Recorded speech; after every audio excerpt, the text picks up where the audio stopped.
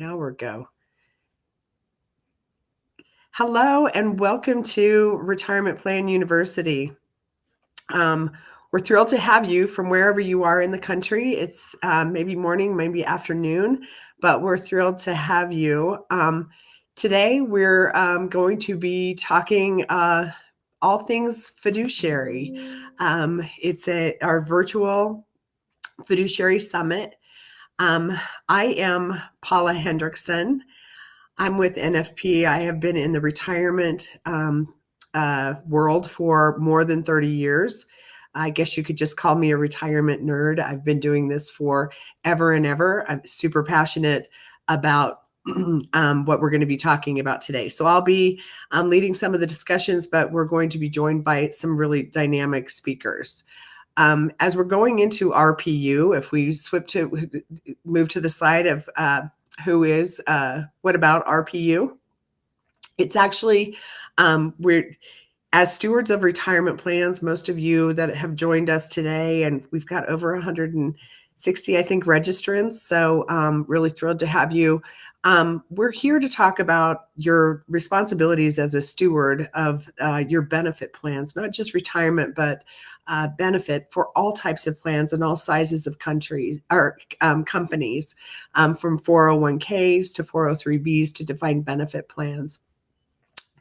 And so how the RPU works, it's really designed to not just be a one and done, just this virtual webinar. You're going to get some great information, but that's not where it ends.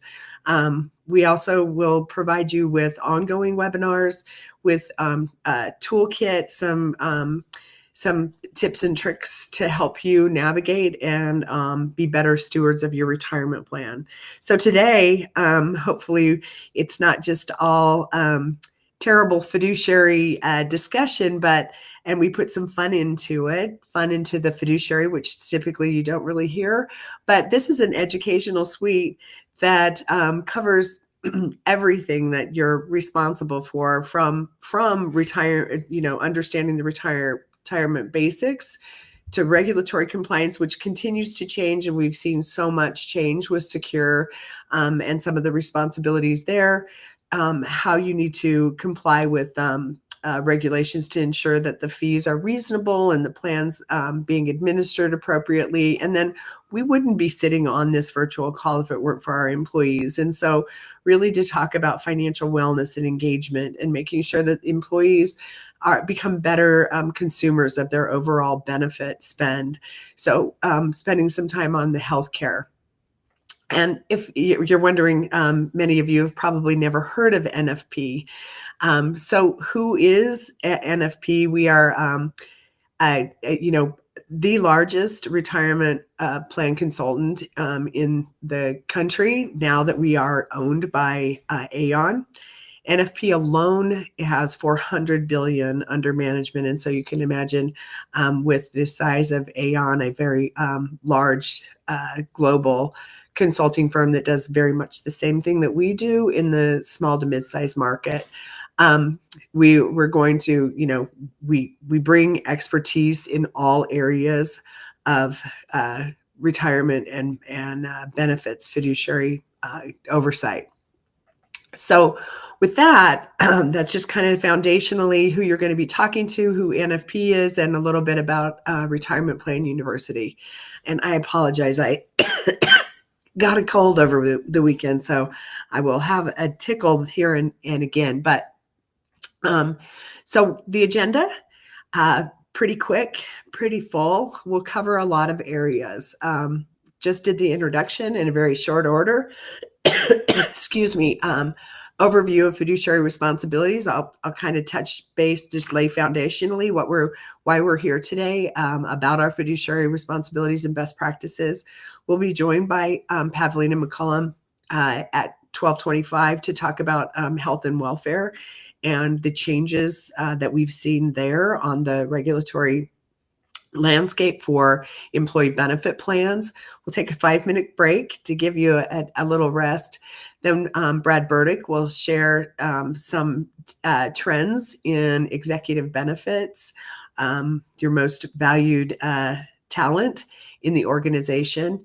And then again, engaging Matthew Parker will talk to us about how we kind of pull that all together in driving participant behavior and engagement.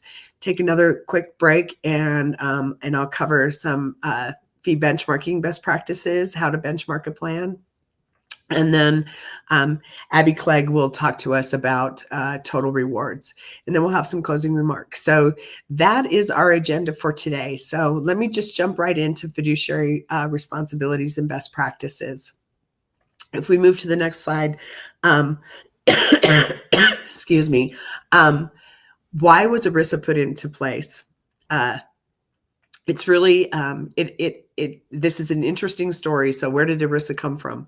The Studebaker Car Company had been in, building cars for many, many years and employed over 10,000 employees over that period of time. In 1963, Studebaker closed their doors, and they had a pension plan, a promise to pay their employees a pension. And we might, that's now not many companies have pensions, but this was, they had a pension.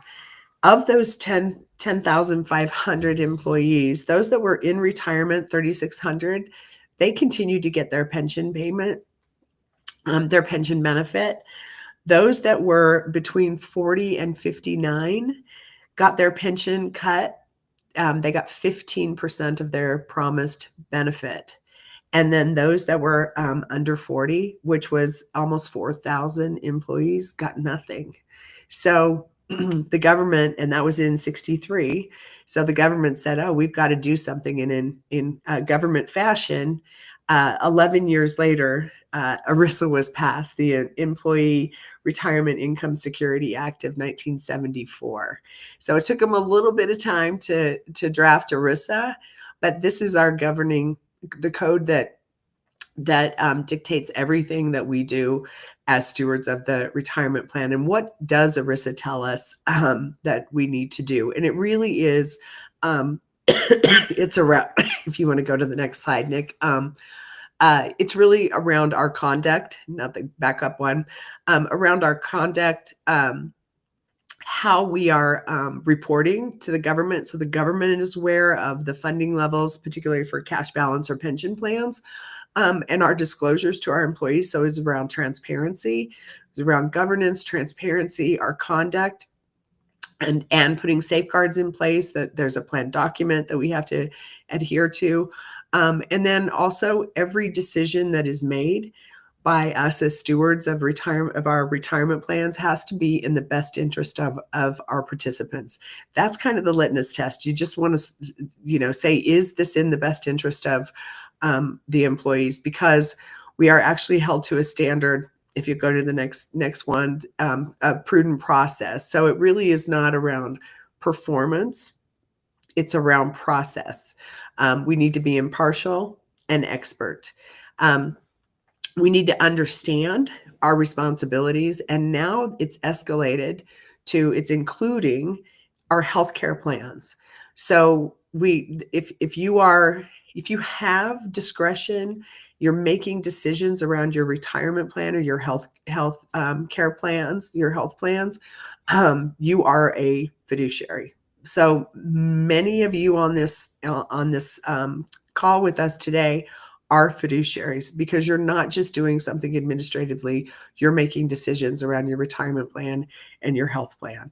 And the big decisions are who the service providers are, how the fees are being paid, and are they reasonable, not the lowest, but reasonable, and are we following the terms of the plan document. And on the healthcare side, it's a little deeper, because there's the insurance companies, there's the healthcare providers, and then you've got the pharmacy, the prescription.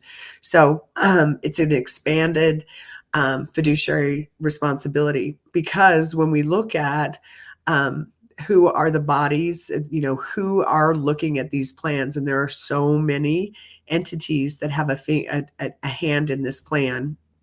The next slide will show that it's expansive. And at the top of the, we do say the Department of Labor and the IRS, and the Department of Labor looks out for the employees. The IRS looks out for compliance with the plan document.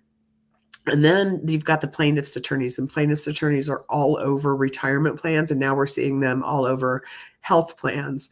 And you've got the Department of Insurance on the healthcare side, Department of Health and Human Services to create transparency, and then the Treasury Department. So many eyes looking at all of these plans. So we really need to know what our responsibilities are. So again, we're going to help you fulfill that through the time that we spend together.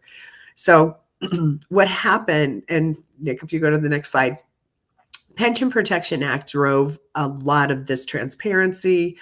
The fee disclosure, you might recall, for those of you that have been in the retirement, providing retirement plans or have been in HR, in 2006, Pension Protection Act was passed. And prior to that, since I've been in retirement for so long, when I talked about your fiduciary responsibilities to plan sponsors, they just really didn't, they're like, we don't have responsibility.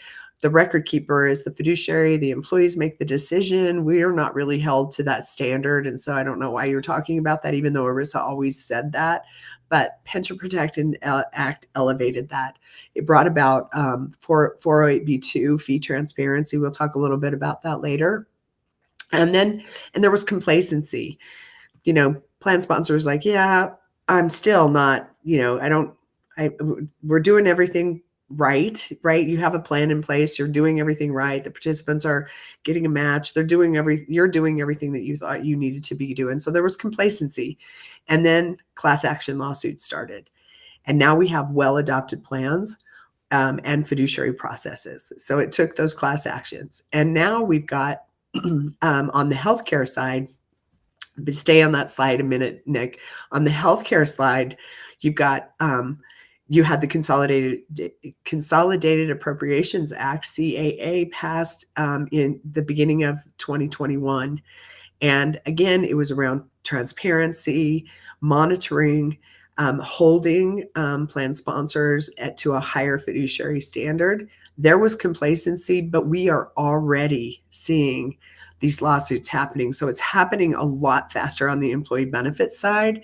So Pavlina will spend some time around that governance process. And we've taken what we've learned on the retirement side to create a similar type governance process on the employee benefits side. So we're going to see these fiduciary processes be in place for healthcare plans. So let me touch on the retirement fiduciary best practices. And these are the tips and tools and best practices and trends that we want to talk about. So if we go to the checklist, next page, we'll provide this checklist for you, but this is something that is just a best practice that reminds you what you need to be thinking about ongoing with your retirement plan and with your advisor, if you're working with an advisor, to establish this good governance process, to have your investment policy statement, all of your minutes, all of your due diligence on your record keeper, on your investments, that you're monitoring those and what that monitoring process is out of your investment policy statement. Periodically looking at your qualified default investment alternative, which is where you're defaulting your participants in. And we're seeing 70 to 80% of assets going into these QDIAs. And so it's really important as a fiduciary, and we're seeing lawsuits around these types of investments, to document, to monitor those and document why that is being offered to your employees. You want to establish processes, because again, I spoke to ERISA is not around performance, it's around process. It's a process driven regulation. and committee training. And again, you're sitting on this call, you're going to get a certificate of participation. You'll want to put that in your fiduciary file so that you have documentation that you have received ongoing training, because that's one of the things that the Department of Labor and the IRS are asking for in audit, is what you're doing to continue to educate yourself as stewards of the retirement plan. So this fiduciary checklist is not a one and done. And so if you move to the next slide, Nick, it's, this is just a sample, and we can provide this to you, is what we're going to focus on each quarter when we get together outside of our investment review. And there's nothing that says that you have to meet quarterly, but you could make this semi-annually and just have a more robust semi-annual meeting. But focus on fees at least annually, look at those, benchmark those, look at the trends, get some averages, analyze those stable value, your QDIA in quarter two may potentially have an investment focused meeting, participant focused. How are we driving participant behaviors? What's our participation? What are our average deferrals? What goals do we want to set, and how do we want to achieve those?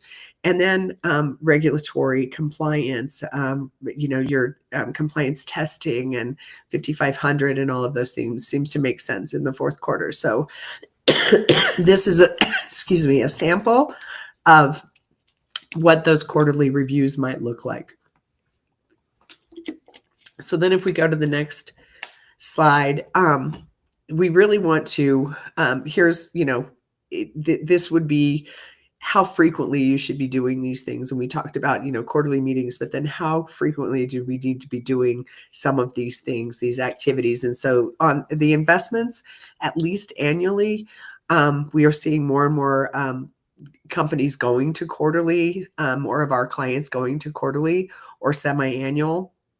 Looking at the share classes, and we'll spend a little time on share class and how expenses are embedded inside investment funds. We're seeing a lot of litigation around share class. That at least needs to be done annually if it's not done every time you look at your investments.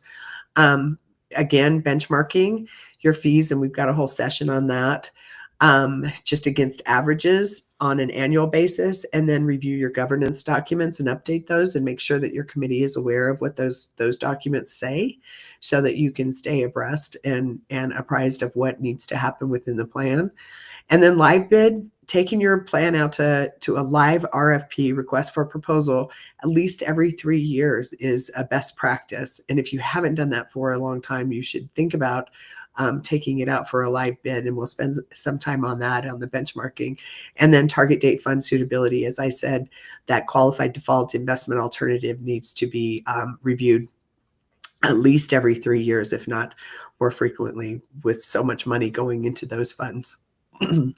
So then if we'll move to the next one. So 408B2 is kind of that pinnacle that you should know. You never want a participant to walk into your office or question what their fees are, what the plan costs. And the 408B2 is that fee disclosure that you should receive, and you should be aware of it, and know what compensation is being paid to whom, and is that reasonable? And again, like I mentioned, it doesn't have to be the lowest cost. It just needs to be reasonable. And the only way to check if it's reasonable is to either compare it to averages or take it to a competitive marketplace.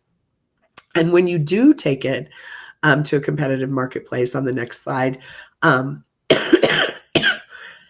averages are, just say, gosh, a plan of this size, it doesn't look at cash flow. It doesn't look at maybe number of participants and the asset size, and get an average fee. That's great. But when you take it out to a competitive bidding situation in an RFP, I've only seen it once in all of my career, so I almost say 100% of the time, we see a fee reduction, creating more efficiency by the current record keeper. The incumbent, almost 100% of the time, sharpens their pencil because they do not want to lose that client, and they don't reprice themselves as your plan grows. So this forces them to take a look at it, reprice it, and you're comparing it to the marketplace. So we typically see between 25 to 40% fee reduction on the record keeping costs. And if you go to the next slide, this sort of shows what that this is a sample of what it is. We took a plan out to for bidders, and it's a super competitive marketplace. The retirement is very, very competitive. So you can see the competitive average is $81,000. And their fee, the current fee, the incumbent was $132,000. So almost over $50,000 of potential savings. Now that's great to say, So then you want to look at the services that are being provided. Is there value in that? And evaluate that. So it's not just about the fees, it's about the reasonableness and the services that are being provided to the employees. But you want to know this. You want to know what the actual competitive average is compared to your plan. Because if you go to the next slide, Nick, a lot of times we see that there's the record keeping costs or the advisor cost or costs are being buried inside the investment inside the investment fund. And the investment world plays kind of an interesting game by creating these different share classes. And different share classes have different revenue sharing. That last column shows the revenue sharing. So it's the exact same fund managed by the exact same manager, but just has a different expense, internal expense before the participant makes $1. So you can see an R3 has an embedded expense of 65 basis points or 0.65%. And that 65% is going to either most likely the record keeper or the advisor. And you need to be aware of that. It's not free. Somebody is getting paid the 65 basis points. And a best practice is to, and you can see it impacts the performance, best practice is to have zero revenue share and know explicitly what the record keeper is being paid, so you can compare that, and what the advisor is being paid, just a fee-based agreement, so you know what those fees are and you can articulate those. Because the other thing is that you have different funds in your plan with different revenue share. So participants in various funds are not paying the same amount of expenses.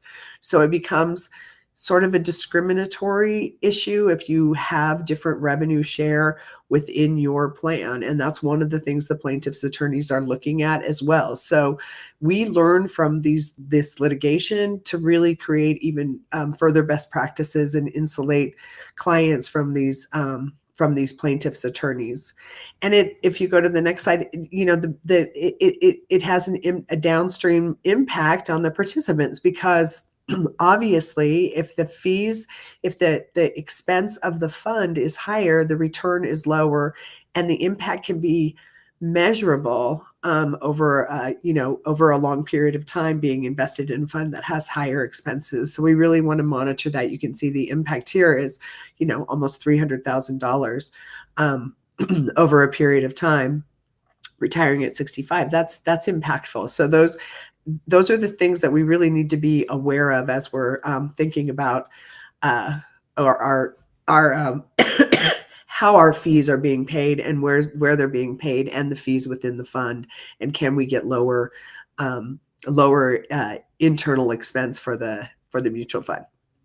So with that, Nick, I don't know if we have any questions that came up during my session, because then I can hand it over to Pavlina McCullum to talk about our health and wealth. Our health and welfare. Sorry, not wealth. Matthew's going to talk about wealth. Any questions? All right, Pavlina, are you on? I am. How's everybody doing? Great. I'll do a quick introduction. Pavlina leads our employee benefits in the West for NFP, and she's been in the business sort of like me, always focused on health and welfare, and has been with NFP about 6 years as well. We've been here at NFP for about the same amount of time, and I'm thrilled. She's just an expert and a wonderful colleague. So I'll hand it off to you. Sounds great. Thank you. Well, a happy Wednesday, everyone. For those of you joining, I just want to make sure, is everybody hearing me okay? Paula, can you hear me? I will assume that's yes. Okay, so before we jump in, I want to make sure that we talk about in the healthcare space, right? Our employers, our HR teams are dealing with a lot. So don't want to come into this conversation disregarding that. In addition to all the legislation that's happening, we have, just the employee retention and attraction and how to recruit those employees, and our healthcare premium and dollars are being spent, at a higher pace and whatnot. So there's a lot being put on to our employers as well as those HR teams.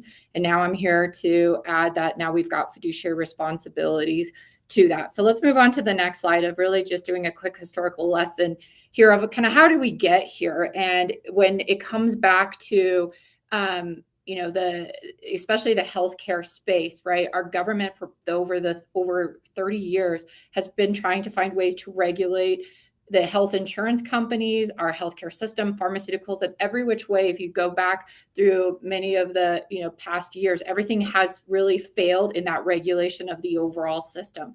So come 2020-21, similar to what Paula has said, the Consolidated Appropriations Act was passed, and within that and the language, it shifted the responsibility of fiduciary responsibility to our plan sponsors, which in the past really wasn't there.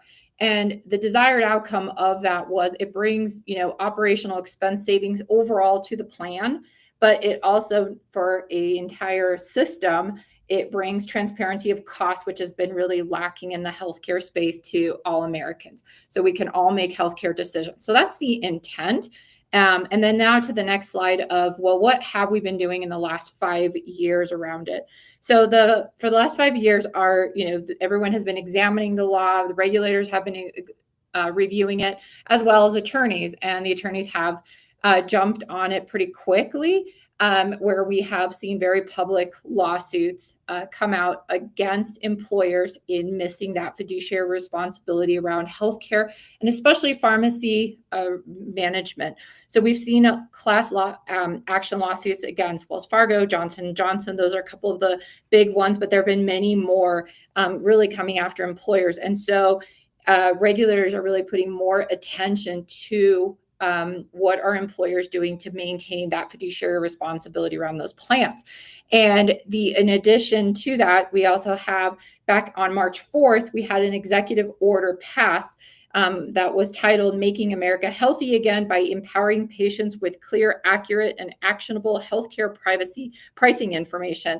And, that executive order gave a 90-day timeline. Well, what does that all mean? It's basically just putting more attention to that responsibility of fiduciary responsibility. So let's jump into the next slide, please. You've seen this before, but just to reset. So this is where healthcare is. For many of you on the call, you may have been in the retirement space for a long time. This all looks similar. And again, so where the yellow dotted line is where we are today, is we're in that class action lawsuit and trying to get into now moving into the space of supporting our employers in what does that fiduciary responsibility mean to them. So on the next slide, we will look at who does this impact this, and it's essentially everyone. Everyone who offers an employer-sponsored plan has some sort of fiduciary responsibility to the plan. So if you're a fully insured employer, you have a health plan, a Cigna, United, Aetna, whomever you have, and you're fully insured, you get to share those responsibility. And a lot of times the carrier takes on a majority of it. However, being fully insured does not dismiss your fiduciary liability. You still have the last responsibility for it in the process.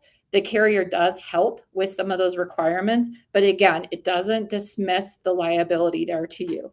As a self-insured employer or a level-funded employer, or employer that offers self-funded plans or level-funded medical plans, you have more responsibility and a greater fiduciary responsibility for the plan. A couple of questions we have received in the past is, what about government plans? So you're not necessarily an ERISA plan, that you also have to keep up with the fiduciary responsibility. Maybe not in the same level, but you still have responsibility to fiduciary liability, as do employers that participate in a PEO, even though you're not necessarily making the decisions, but you are also responsible for watching the fiduciary process of how are you paying in fees? What are those premiums? Are you evaluating? So all employers, there's really no employer out there that gets to walk away and wipe their hands of any fiduciary responsibility as it comes to your health plans.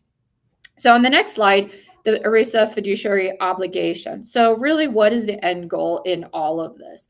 It's really to be able to, as an employer, are you able to defend your actions, your decisions? If you ever receive an inquiry or you are in that unfortunate situation of a lawsuit, are you able to provide a process similar to what you have in the retirement plan?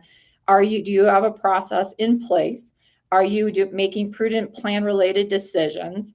Are you administering the plan with the fiduciary responsibility? And is it a process that is ongoing throughout the year, throughout the life cycle of your health plan? Are you constantly watching this, similar to as you do the retirement plan? So really, that is what the end goal of all of this to be said. So let's move on to the next piece of it to really look at kind of the now what are we supposed to be doing? I'm our employee benefits team at NFP nationally. We, in the last 45 days, we've released a toolkit that's available to employers. If you're interested after the call, reach out. We can get you access to the toolkit. It's a 40-some page toolkit that really supports an employer in how do you now create this process, these prudent decision-making processes on the health plan side, because it's not necessarily a cut and paste approach. Well, I have a retirement plan committee. I have a retirement process. I'm just going to add on my health plan to the same committee, to the same people, because it's not necessarily the same thing. This is not a one size fits all. It needs to be structured according to how your plan is created, also the complexity of your company. So it may be more than just a toolkit. It may be more of a complex conversation with our consulting team or a consulting team, and maybe our RISA counsel. So taking a very complicated process here and just summarizing it into kind of 6 basic steps of what is that fiduciary process. So first, you have to identify your plan fiduciaries. So you want to make sure, again, based on, how complex is your plan? Do you have them stated in the plan document? Do you have, is it the COO? Is it the director of HR? Who are your identified plan fiduciaries? And you want to make sure you review that. Then you want to understand step 2, you want to ensure that those fiduciaries, they understand what is ERISA as it applies to healthcare plans. Do they understand what their fiduciary conduct is and what all is expected of them in being that fiduciary for the health and welfare plan?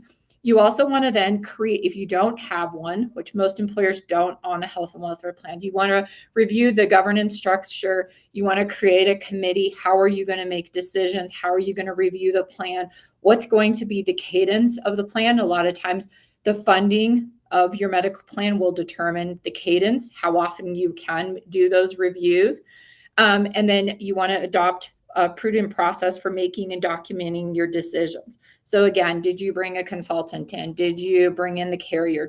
What data did you look at? So you want to make sure you do, just like you do on the retirement plan, you want to make sure you document it and bring in folks to help you review that.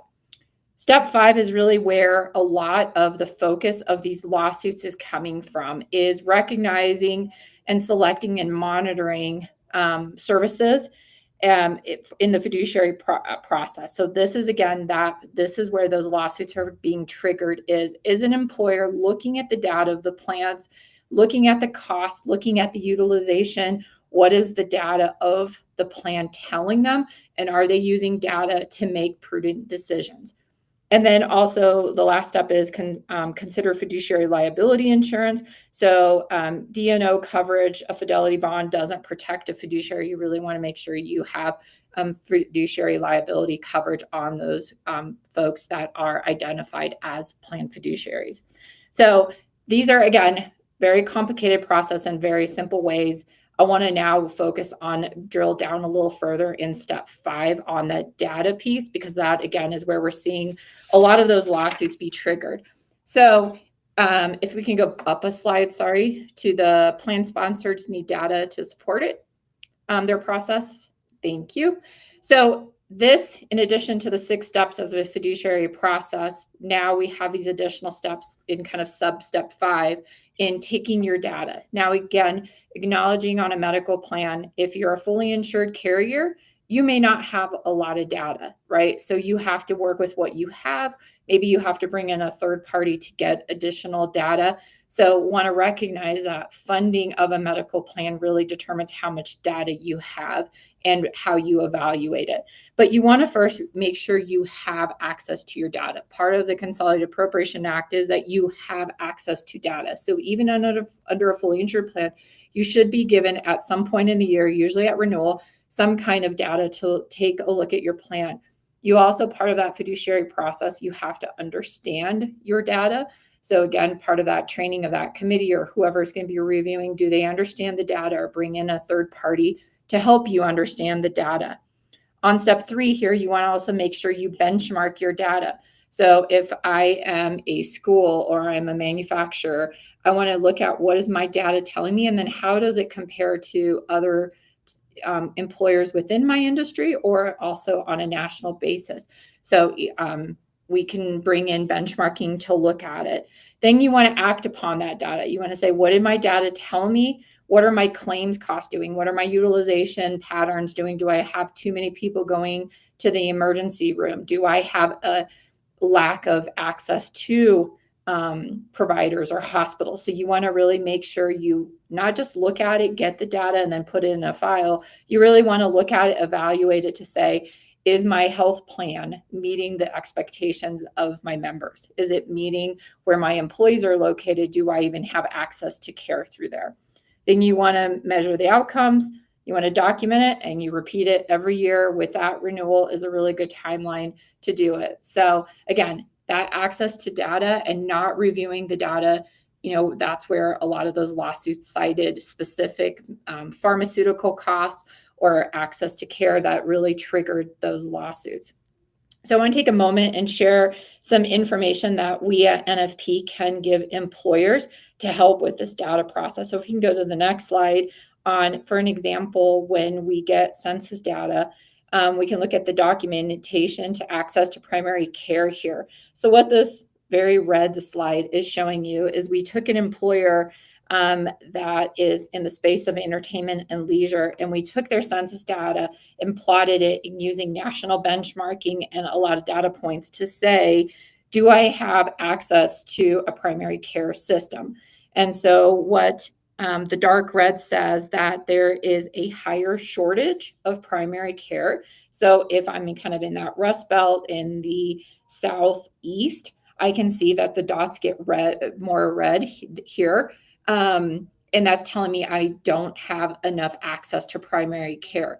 So if I'm an employer and as part of my fiduciary process and I'm looking at my data and I see, wow, I have a large population and I don't have a lot of primary care providers, how am I supplementing that lack of care? Am I promoting telehealth? Am I maybe purchasing additional telehealth, or maybe a direct primary care point solution, or virtual direct primary care? So you want to actually get some of this data to drive some of those decisions, and this is something that we can help with.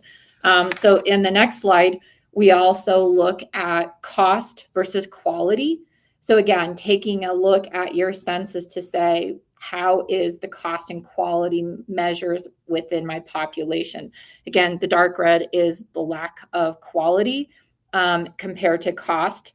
And again, so does that mean, if you get this data, what do you do with it? Does that mean I have to do a marketing? Do I have to look at a different provider network or a different carrier where I can get better quality and cost to my members? So that's where the data comes into play in this fiduciary process, especially in that number 5 of that process of what do we do with data and look at it. Now, sometimes you look at it and there's nothing to take actionable steps in making a change in a provider. Maybe it's changing contributions, whatnot, but those are part of the conversation of what we want to do.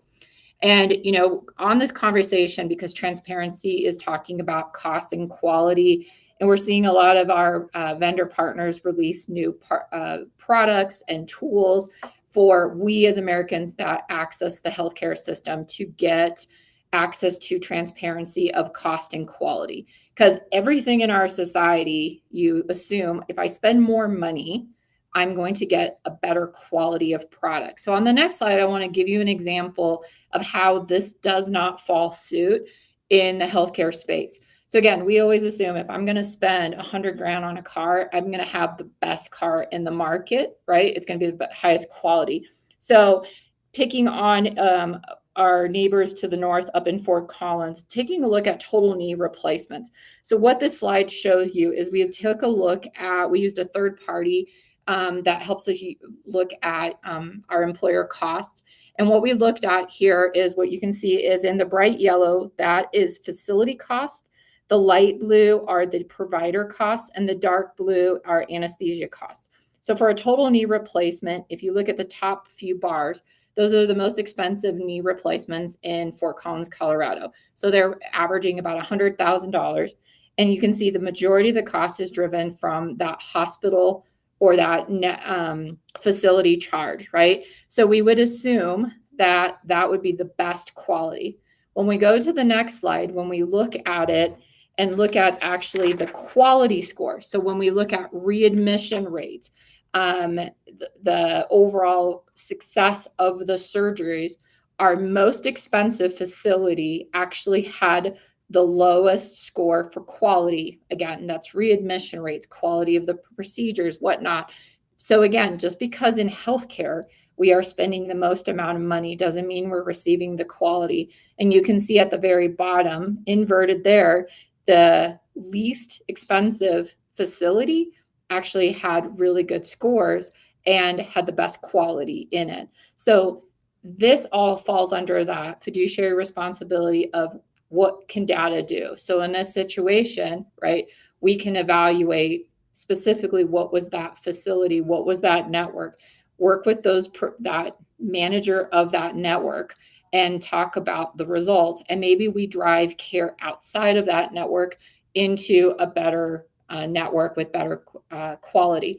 So that's where a lot of our vendor partners, our Uniteds, Aetnas, are coming out with different products that give you access to this cost and quality. So you as a member are able to make those decisions on how you want to spend your dollars. And that all falls up to the transparency laws, and as well as for you as a fiduciary, making sure you're evaluating the data.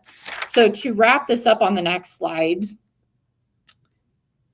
we want to talk about like what are the next step, kind of what do you do? So again, make sure that your ERISA obligations are being met, making sure you have some sort of prudent process in place, you have your documentation, you get your data, and you are working with a team that can help you guide you through this process. And again, here's a snapshot of our toolkit to help create this process. I'm happy to have additional conversations with any of you to go through any of these pieces with you. And I thank you for your time. So I think I got done a little early. If there's any additional questions or.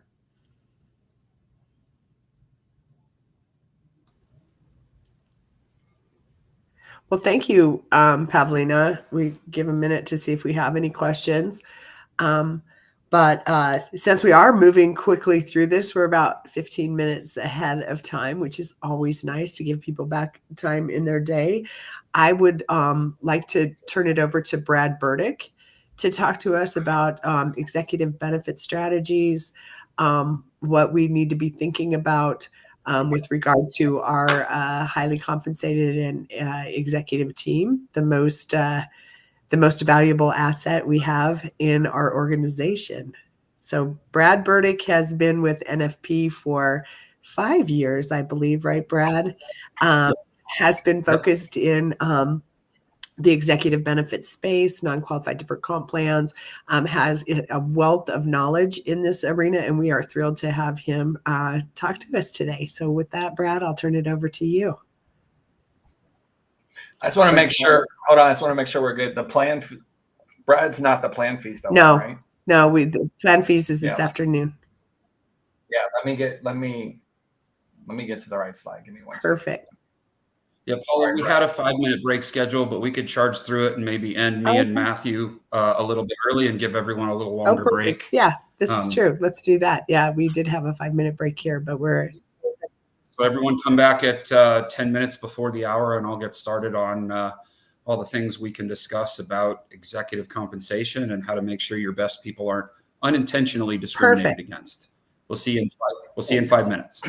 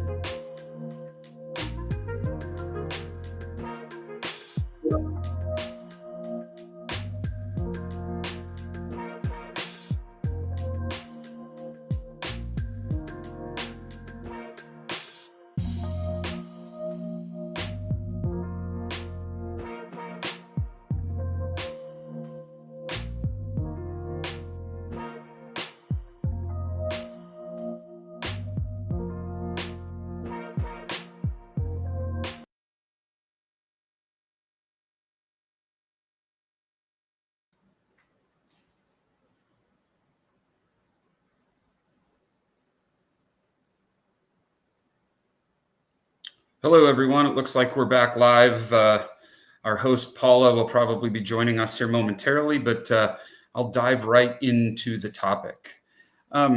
With the idea of today's session being a fiduciary summit, our goal is to leave you with all of the things you need to think about to make sure that your organizations are free from compliance concerns, and as well have the tailwinds to make sure that success in whatever you define, is available to you. And in that way, the topic of executive benefits becomes central. And when you think about the term, we're not actually today talking about executives anymore. These are people that are discriminated unintentionally, of course, by group benefit plans. And you think about, those people that are considered highly compensated in today's world. That's generally around $175,000 and up.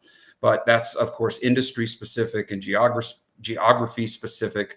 But if you think about anyone that really moves the needle from a cultural perspective, from a unique skill set perspective, or those that contribute highly to overall bonus pools to your organization, those are the people we're talking about. The ones that if you lost to a competitor would ruin your week, month, or year. We want to make sure that those folks aren't suffering from the rules and the pricing mechanisms that are put in place on purpose, but have an unintended consequence. Karina, next slide, please. So what challenges do we encounter when we think about these folks? Group benefit shortfalls, group benefit plans in the form of disability, life insurance, long-term care, all of them are put in place with maximum benefit amounts to make them affordable. They also have those maximum benefit amounts to limit risk to the carriers, assess the risk, price appropriately for it, and everybody's happy with the plan, with the exception of the fact that once you get to those target dollar amounts of benefits, those that make more money don't experience the benefit on a same percentage basis. And I'll go into that a little bit deeper in a moment. But the second problem we run into is the cost of delayed retirement. All of you know that you can put aside a limited amount of money, whether that's the core amount or including a catch-up into your qualified plans. Those are done by regulation because you're making a pre-tax contribution. You're keeping the tax authority's monies in your account and earning compound interest on those. That's according to our financial planners or most prominent financial planning advice, using a pre-tax dollar to save for retirement is the most productive way. Now, think again, a person earning $100,000 in their compensation can put $23,500 away in the current period, 23% or 23.5% of their compensation. But if you're making 3-4 times that amount, $400,000, you might be limited to 5% of your compensation. And so you can't save as much to achieve your goals in life. So you might stick around too long to build up that account. And then last is if you don't address the first two, what happens if people leave for greener pastures because your competitors do have them? So diving into a bit of an illustration on the next slide, you can see that I'm seeing it now. A traditional group long-term disability plan might look like 60% of compensation up to $10,000 a month. That provides $120,000 of taxable income in the event of a disability. Now, for someone that's making, less than $200,000, which essentially is about the mark that it would take for pre-tax income to provide $120,000 a month after tax, the discrimination begins to kick in. As you go up in the income brackets, you begin to lose the percentage of income protection. And you can see on that graph, each bracket of $100,000, you lose about 10% of your income protected. Now think about disability, because it's an important topic to pause on. Disability, according to the Society of Human Resource Managers, is the most likely thing to happen to anyone in a white-collar role. Not getting to a retirement without enough savings, not dying while you're working. It's a 25% likelihood that you're going to experience a 2-year disability event. Think about what happens when that disability event befalls a person. When you go out on short-term disability, you're getting a small benefit, you're on temporary leave, but you're still an employee. You still get subsidized healthcare expenses or healthcare benefits. You still get disability for the remainder of your working years with that employer. You still get all the benefits, including the ability to contribute to a retirement plan. Once you go out on long-term disability, you've separated from the employer.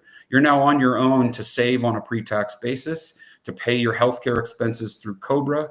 You become a net consumer in your home, and spouses often have to go back to work to replace some of that income.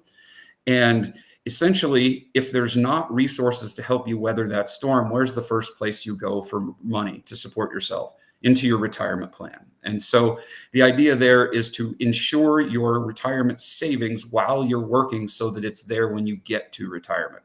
For my 2 cents, it's the most important benefit anyone can focus on that's in a role of controlling and truing up these benefits for your most valued folks. The same consideration exists in the life insurance world.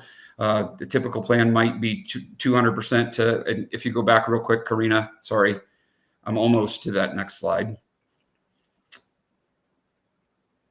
Thank you. 200% to $300,000 max. Anyone that's earning over $150,000 in that circumstance can't get the full 200%, and their heirs are going to receive a lesser benefit than those that are less than that. And then again, the 23.5, as I mentioned before, that's the current plan limit for contributions into a 401k or 403b plan. For someone in that $50,000 bracket, they're easily going to be able to listen to their prominent financial planning advice of putting away 15% on a pre-tax basis. But very quickly, you lose the ability to save that same percentage the more you make. So next slide, please.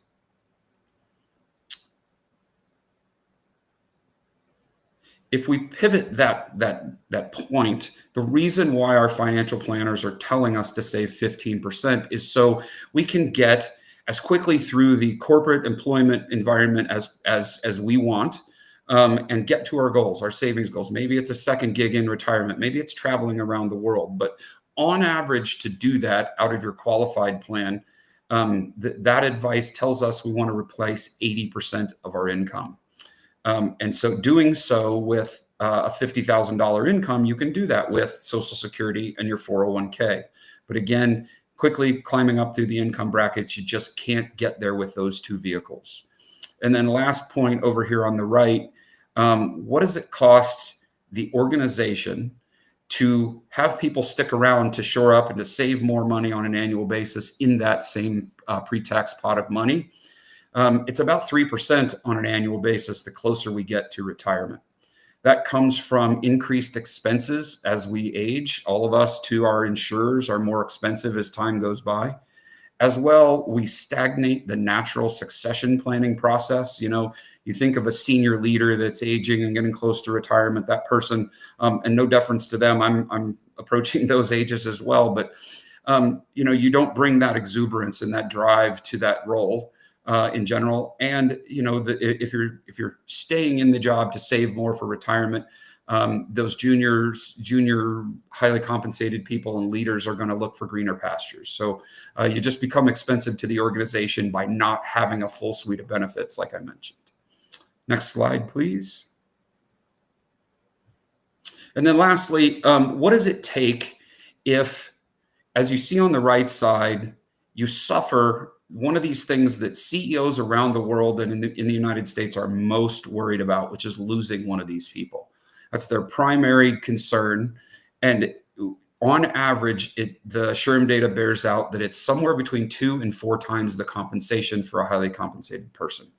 Now, if you're in a niche industry or in an area, a geographic area where there's not a big talent pool, that can be multiple times that dollar amount to get someone back into a critical role and that is performing the same as the person that vacated. Next slide, please.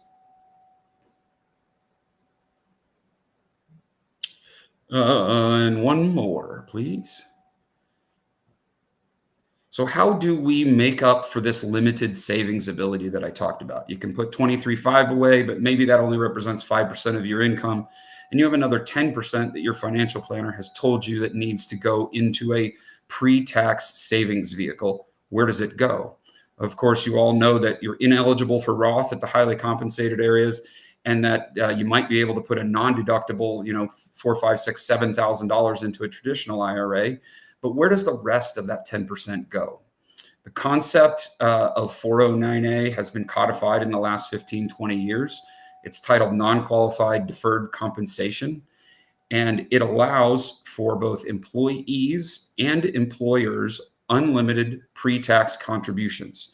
So from an employee's perspective, it looks a lot like 401k, that I've deferred part of my compensation into a plan that shows me a dashboard of funds. I get to choose the investment profile of it.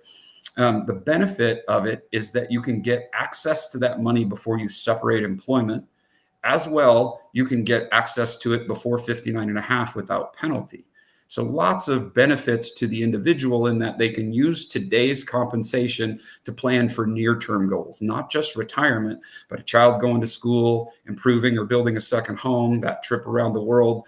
You can put aside in a 409A plan pots of money that are dedicated to specific goals in your life, and do so on a pre-tax basis. It's really the kind of gold standard for medium and larger size organizations, and small organizations are coming along because they have access to sponsor a plan just like any other organization.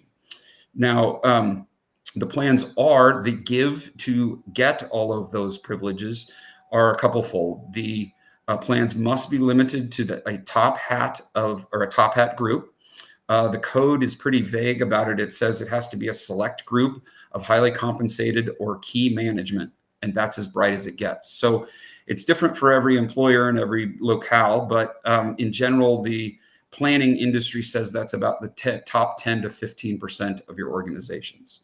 Now, within that top 10 to 15%, you as leaders in your business can pick and choose who you want to offer this to. And as you see on the right, the recruiting and retention bullet there, you can use it on a selective basis and give something different to person A than you can give to person B. So no longer are you under the restraints of ERISA where you have to treat everybody the same. You can pick and choose who you want to dangle the carrot in front of. You can put key performance indicators on that contribution. You can vest it according to the custom incentive you want to provide to person A and make it different for person B. A great example is that, in California, of course, there's high taxes, right? So a California employer might want to hire somebody, and that somebody in a key role, but they don't want to hand them a $50,000 or $100,000 sign-on bonus, because that immediately turns into 48% of that dollar amount ends up in their pay, right? So a lot of it goes off to the tax authorities. Instead, you can make a contribution to a non-qualified deferred compensation plan, put custom vesting terms and performance indicators, and make sure that that person that joins your firm sticks around. And as well, they have visibility to the full benefit that's in their account. They can choose when it comes out, how it comes out. I'm earmarking that sign-on bonus to my child's education. It's going to spill out when they start going to school in equal amounts over 4 years. So it provides a lot more transparent and rich benefit to the recipient of that corporate contribution into a non-qual plan. Next slide, please.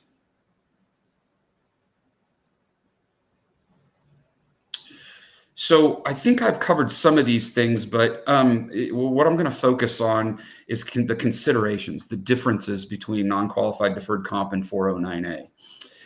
The key one here is that you're subject to general creditor risk. One of the bright lines in the few bright lines in 409A is that the asset that you defer into a plan, whether it's corporate contributions or employee deferrals, has to stay on the company's balance sheet until it's distributed. So if you contrast that with a 401k or 403b contribution that passes through the payroll process, it goes off balance sheet, out of the reach of the employer, that sits in an account that has the highest level of benefit security. You're generally not attached by creditors or by the IRS, anybody. It is your safest place, but there's only so much that can go into that account. Now we step outside the protections of ERISA, and that's the term non-qualified. It doesn't qualify for those protections, has unlimited feature or those unlimited contribution features, but the give to that to get those features is a requirement that the assets stay on balance sheet for the company. And so it's possible that the plan sponsor can take those deferrals and use them as they see fit to support the primary activities of the company. They could build a new product or service. They could invest them like you do to save and hedge against that promise to pay, but they don't have to. And as well, in the event of financial hard times, it's possible that a bankruptcy court might look through into that account of savings and take those assets and satisfy debts of the organization. So there's a big difference there. And there are a few things that the industry does to protect participants, but we'll dive into that should we take a follow-up conversation after today. Next slide, please.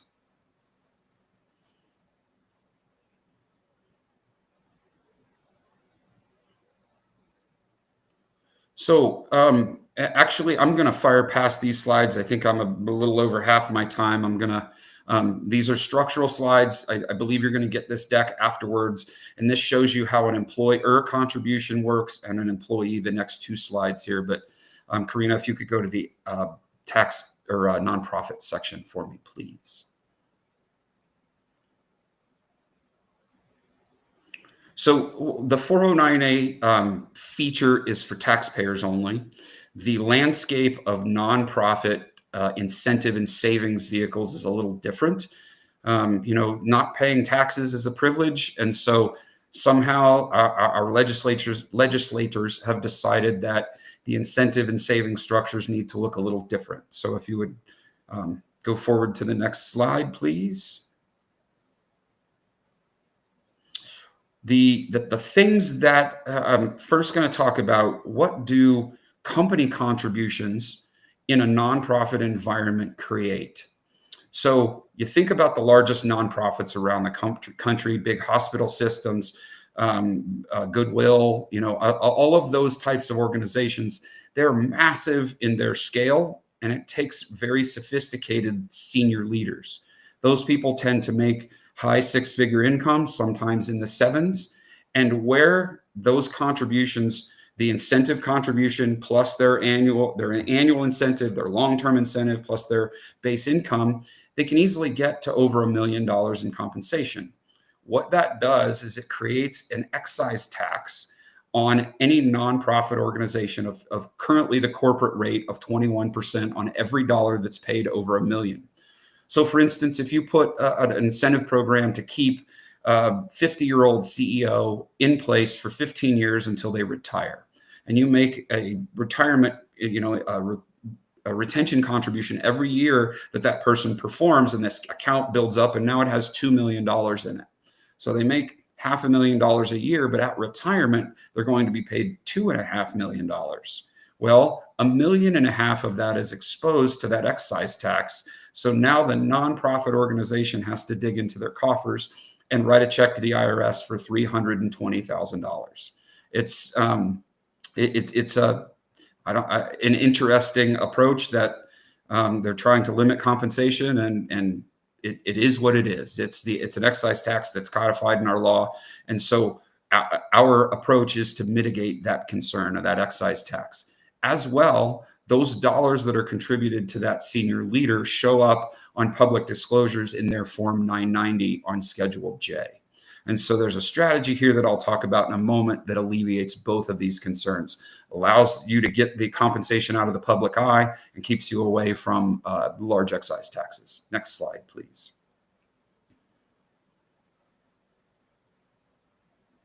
So here is a bit of a progression through the options that are available to nonprofit organizations.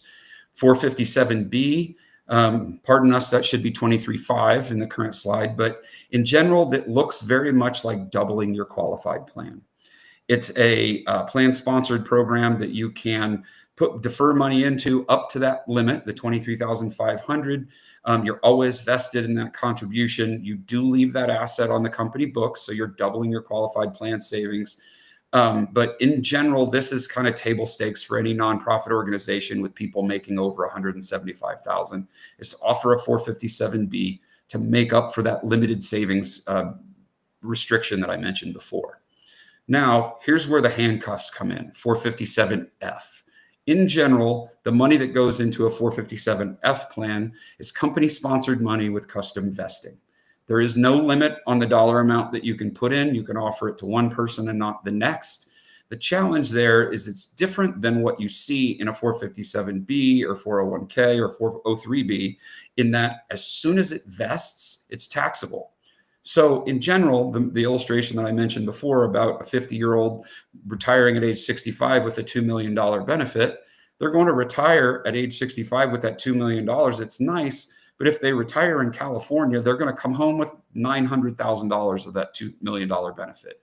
It tends not to provide the rich retention experience that you want. Even though that big balance looks nice, they lose half of it to taxes. You've disclosed it, and the organization is paying an inordinate amount of excise tax. So there's a double-edged sword to 457F.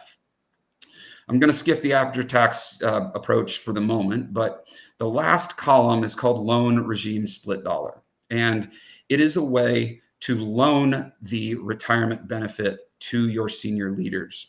Essentially, instead of making, let's say, a $50,000 or $100,000 annual contribution to that 50-year-old exec, instead of making that contribution, which is an expense to your CFO teams and your finance teams, you loan them that dollar amount. That dollar amount goes into a specially designed life insurance policy of which the organization is the beneficiary. So that loan is always paid back. There's interest along the way. And what happens inside that life insurance policy is there's a cash value buildup that the executive who owns the policy gets to use in retirement to take withdrawals from. They get to take loans against that policy once that loan is built up. And the death benefit goes and pays off the lifetime of loan payments. So there's always enough money to pay back the organization, and the individual walks away at retirement with a fully funded insurance policy that can be used to support cash flow needs in retirement. It's a way to avoid excise taxes because it's a bona fide loan. You don't disclose this on your Schedule 990, so it's another way to make a private arrangement between you and the employee. And last, you might have seen this in the big college space or professional space where these organizations are deferring big compensation dollars. They're doing it through loan regime split dollar. You might have seen Shohei Ohtani or Jim Harbaugh at Michigan, big contracts, and they're not walking away with half that contract. They're deferring it into the future and walking away with a large, fully funded life insurance policy. Next slide, please. And Nick, Karina, I'm asking you to hold me to time as well as questions. I'm not seeing any pop up on the right side, but please interrupt me if questions arise. So lastly, we talked about in the beginning other unequal benefits for senior leaders. What happens when you put a disability program that has caps, life insurance, and so forth? So next slide, please.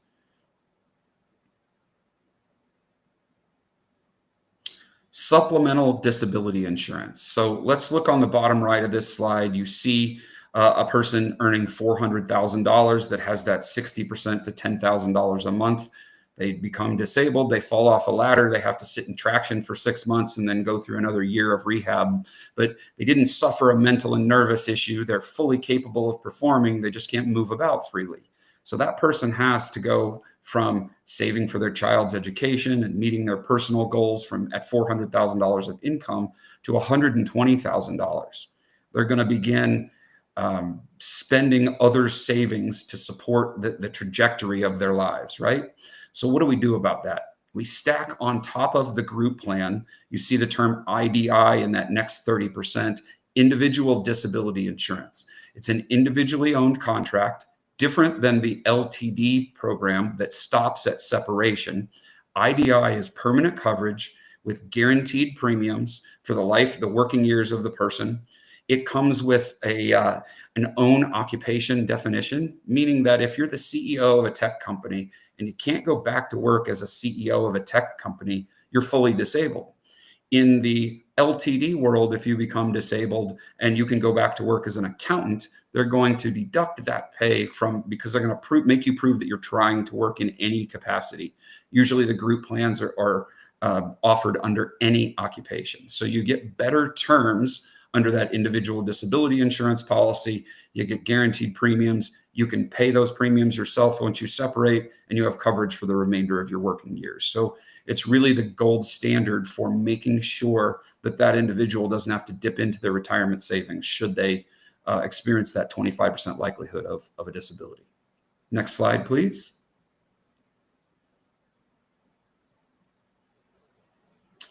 And then the same thing exists in the life insurance world. Someone that's making in excess of $150,000 in the circumstance that where their benefit is, their compensation is in excess of $150,000, they're not getting the full 200%. So in a similar way, as I mentioned with disability, we add an individually owned contract that has very similar characteristics, permanent coverage, guaranteed premiums, goes with you beyond separation on top of your group plan to true up and make sure that you are getting the same percentage benefit as everyone else in the organization. So, all of these strategies together, additional savings, incentive programs, trued up disability to make sure they're not discriminated against, as well as trued up life insurance, represent a comprehensive and competitive benefits package that a lot of people don't realize that they're short until somebody in an HR comp consulting role taps them on the shoulder and says, hey, we saw that you were shorted by some of these plans, and here's what we've done to make it whole for you. It really is a risk management tool that protects them against looking at greener pastures when one of your competitors taps them on the shoulder and says, hey, come talk to us about working for us. They say, no, I'm happy here because the company is taking care of me. So risk mitigation tool to make sure that you achieve your goals, bonus pools are funded, and people are happy and protected. That's where I'll conclude my comments. I don't think I saw any questions, but please reach out. Should you want to have an analysis done of your organization, we can look through a census, a de-identified census of your organization and show you how prominent we see that these considerations are, come up with some estimated costs to rectify these plans, and kind of give you some guidance as you navigate through the considerations of keeping these people happy and productive. Thank you all again for your time. Can you hear me? Yes, I can hear you now, Yes. Paul. This is Paula. With Secure 2.0 making the catch up next year in an after tax, forcing those newly highly compensated at 145 to put their catch up in a Roth or an after tax bucket. How do you see that impacting non-qualified deferred comp plans? Paula, thank you. I breezed through that when I was talking about non-qual. So those organizations that have people that are using the catch-up provision, number one, might not know it, right? They've just put 10% of my comp in, and the system doesn't automatically stop them at 23.5. They're going to put up to the 30,500 limit catch-up or the super catch-up if they're a little farther along in life. And what's going to happen is those catch-up dollars are forced, as you mentioned, into a after-tax savings bucket inside 401k. And so what's going to happen is those people are going to essentially pay more tax on the same take-home pay. They're going to be forced to use that catch-up provision to take less money home. It's a feature that is becoming widely popular these days, is installing programs to allow people to continue, to stop their contributions at 23.5 and make those catch-up contributions qualified deferred compensation arrangement, which is a pre-tax savings vehicle. Perfect. Thank you. So I don't see any other questions for you, Brad, but thank you so much. Just super insightful, and some of those solutions are pretty amazing. So again, we are a little bit ahead of time. I think we're going to move right into Matthew Parker to talk about financial education. As we discussed, we wouldn't be here if we didn't have employees and trying to drive better participant outcomes and engagement. And so Matthew Parker joins us. He actually sits in Colorado Springs. He's part of our wealth management team. He's been with NFP for about 5 years. He brings lots and lots of experience as a certified financial planner, and we're just thrilled to have you, Matthew. So I will turn it over to you. Thanks, Paula. I appreciate it. And Brad, I appreciate the the financial planning note that you had on the executive side as a financial planner. So thanks for giving that a little shout out. Well, welcome everybody. So what today I'm going to be focused on is our financial literacy, financial wellness programs that we have here at NFP. And first and foremost, what you can see on the slide is that we hire individuals that are not only qualified, but licensed to provide advice and guidance to your employees. So as we're going through this, just keep in the back of your mind that we have a quality team behind us to assist your employees and getting them where they need to be from a financial planning perspective. So when I typically join in on financial education, I get a lot of questions that do not have to do with the retirement plan that is offered. Sure, there might be some questions about a company match or maybe the investments that are available through the plan. But honestly, there's a lot of questions that are indicating how you might utilize that retirement plan, right? Cash flow, taxes, your legacy plan needs, your insurance, right? And a lot of these topics are covered in your benefits program that you offer your employees.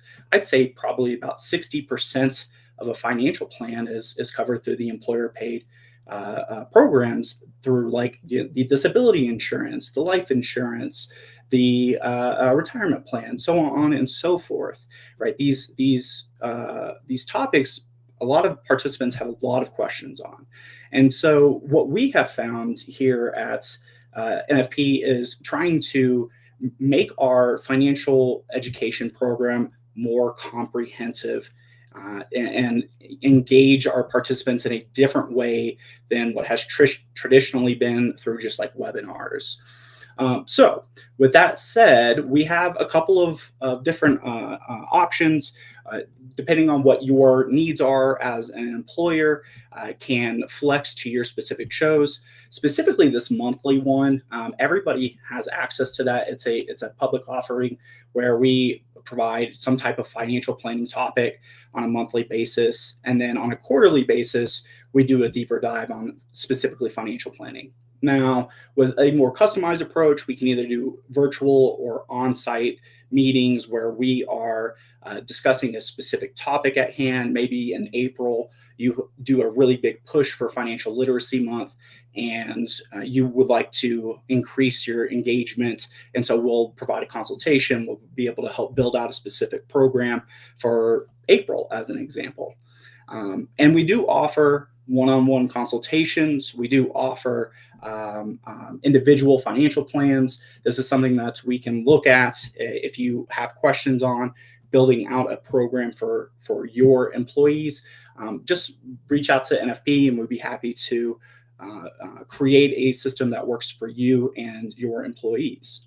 Now, these are just some of the topics that we can discuss when we're providing guidance or advice. And basically, it's all things personal finance. I do want a special shout out to the custom topics on the bottom right-hand side. We do custom topics if it's appropriate for our clients, where there's something specific like the individual disability insurance that Brad was talking about, right? We can provide executive education as well, and not just for the 401k or 403bs. We do beyond that as well. And again, with our qualified and licensed professionals, we're ensuring that you are getting the advice and guidance that your employees need in those plans. And so we'll go through these various topics on a scheduled basis for you and getting engagement through your employer. Now, here's an example of what a plan might look like, including one-on-one consultations. So on a quarterly basis, we would come out, talk to your employees, looking at how to monitor your finances, creating a cash flow statement, a balance sheet, a net worth statement, right? And why those are important. And then maybe the next quarter we come in and we start talking about the investments that are in the plan, and how to diversify, and what even equities or fixed income is, right? Making sure that we're meeting the participant where they are and explaining the things that need to be explained. And then, of course, like I said, the benefits package is a huge piece of a financial plan. So we come in, we talk about the financial, benefits package and risk management strategies, why those are important, how to look at it for their individual circumstances. And then Q4, we may provide an estate and tax planning section where we go over things like, what is a power of attorney? What is a trust? What is a will? How is a will different than a trust? What about taxes? How do you mitigate taxes? How do you think about taxes today versus tomorrow? And what are some strategies that you can utilize in your retirement plan, outside of the retirement plan, to best set you up for a successful financial plan, right? And so this is an example of a quarterly one-on-one consultations that we have provided in the past. Specifically, I'm going to give you a use case here that we had a client, about 9,000 employees across the country. And the first thing we do when we start creating these plans is we listen, right? And I think that that's pretty obvious. But when it comes down to your unique needs, we need to understand, what kind of demographic we're working with. What do they know? What do they have resources to already? What has worked? What hasn't worked? What kind of questions are you getting as an HR rep, right? What is the need that you have? So we'll take that information, we'll specifically design a program that makes sense, and then we solve for that solution, right? So specifically for this 9,000 employee across the nation, we created a team of 12 advisors that went across the nation did virtual and on-site consultations and seminars, and we were able to execute a strategy that was quite honestly pretty phenomenal for our first year for this individual client. And then we review it and we say, okay, what did we do well? What are the areas of opportunities? Where can we make sure that we are growing our financial education program within your benefits package? All right. And so as an example, this is the consultations that we had across the nation. We had about 800 consultations, individual participants across the board. And quite honestly, I'm pretty ecstatic with an 800 consultation turnout. There are different, Illinois really showed up, and this specific one, they really pushed, the individual site really pushed to get their participants in with us. They talked about the importance of it. And we had a slew of success across the nation as well. Now, not only do we see what consultations were had, but we can also dive into what topics were discussed. Now, these consultations, these meetings, they are protected in nature, meaning we're not going to go tell people what your specific circumstances are. They're privileged conversations, so we want to make sure that they stay that way. But what we do track is what was discussed. Okay, so for example, you can see down at the bottom, investments, cash flow, and budgeting and debt management is going to be the top topics. And so what we know about this specific demographic is, okay, maybe we need to start catering our quarterly sessions to more closely align with budgeting, or closely aligned with investment portfolio review and how a portfolio is constructed and why it's constructed that way. All right. And so we take this information and we're able to diagnose during our review for the next year or the next upcoming series that we work with. Now, this is my last slide. It's pretty quick. We want to make sure that you have awareness of our capabilities. We really are truly here to help the individual as well as the institution of your employer. So what we're here to do is come in with qualified individuals to be able to speak to your plan no matter where they're at. Okay, whether it's a rank and file employee or an executive level. We can meet those needs and we can discuss their options, help them figure out their financial plans, help de-stress their concerns with their own financial circumstances, and we are able to provide that guidance along the way.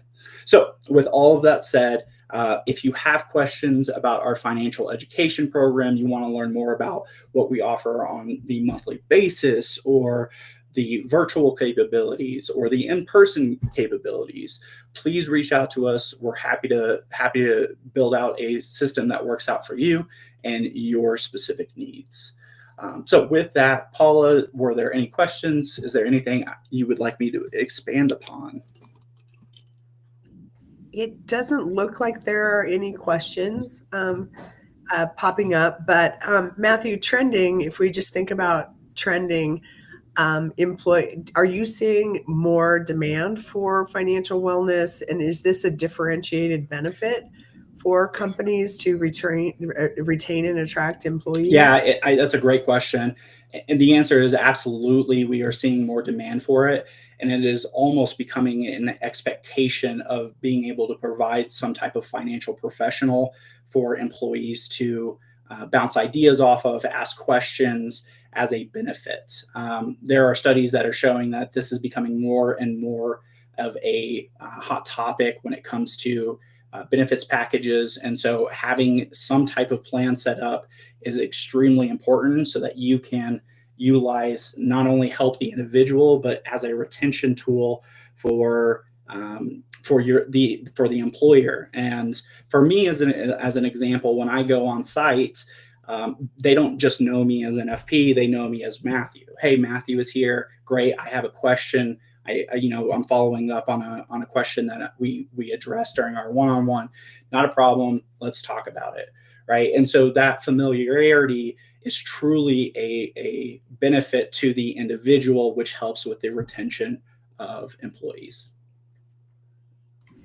And I have one more question for you. It came out of, I moderated a session at our national conference for plan advisors. And one of the questions that came from the audience to the panel was, how do you measure the return on investment? And because employers are investing in this, and is there really a return on that investment, and how do you measure it? Yeah, so I mean, if you're talking about purely investments, that's pretty simple to look at the right asset allocation and what the investment returns are. If we're talking more holistically on like things like tax planning and estate planning and insurance planning, there's all kinds of studies out there that show. Specifically, Vanguard did one study. It was a white paper that Vanguard institution put out, where if you work with an advisor, you are going to outperform doing it yourself by about 3% net of fees. So talking about things like tax planning, where I'm helping somebody reduce their tax liability over the course of not only this year, over the course of the next 10, 20 years, can be extremely helpful, right? Things like if somebody does become disabled and they didn't have disability insurance, right? And then they worked with a financial professional and they now have disability insurance and something happens, that is incredibly valuable, right? And so it's hard to quantify with numbers because it really comes down to the individual. But if you're interested, Vanguard did the most recent study where their white paper showed about 3% net of fees of outperformance compared to not working with an advisor. Thanks. And one of the things that we're seeing trending, and Pavlina talked about the employee benefits side, and we talked about the retirement side, is that we're seeing a correlation as well.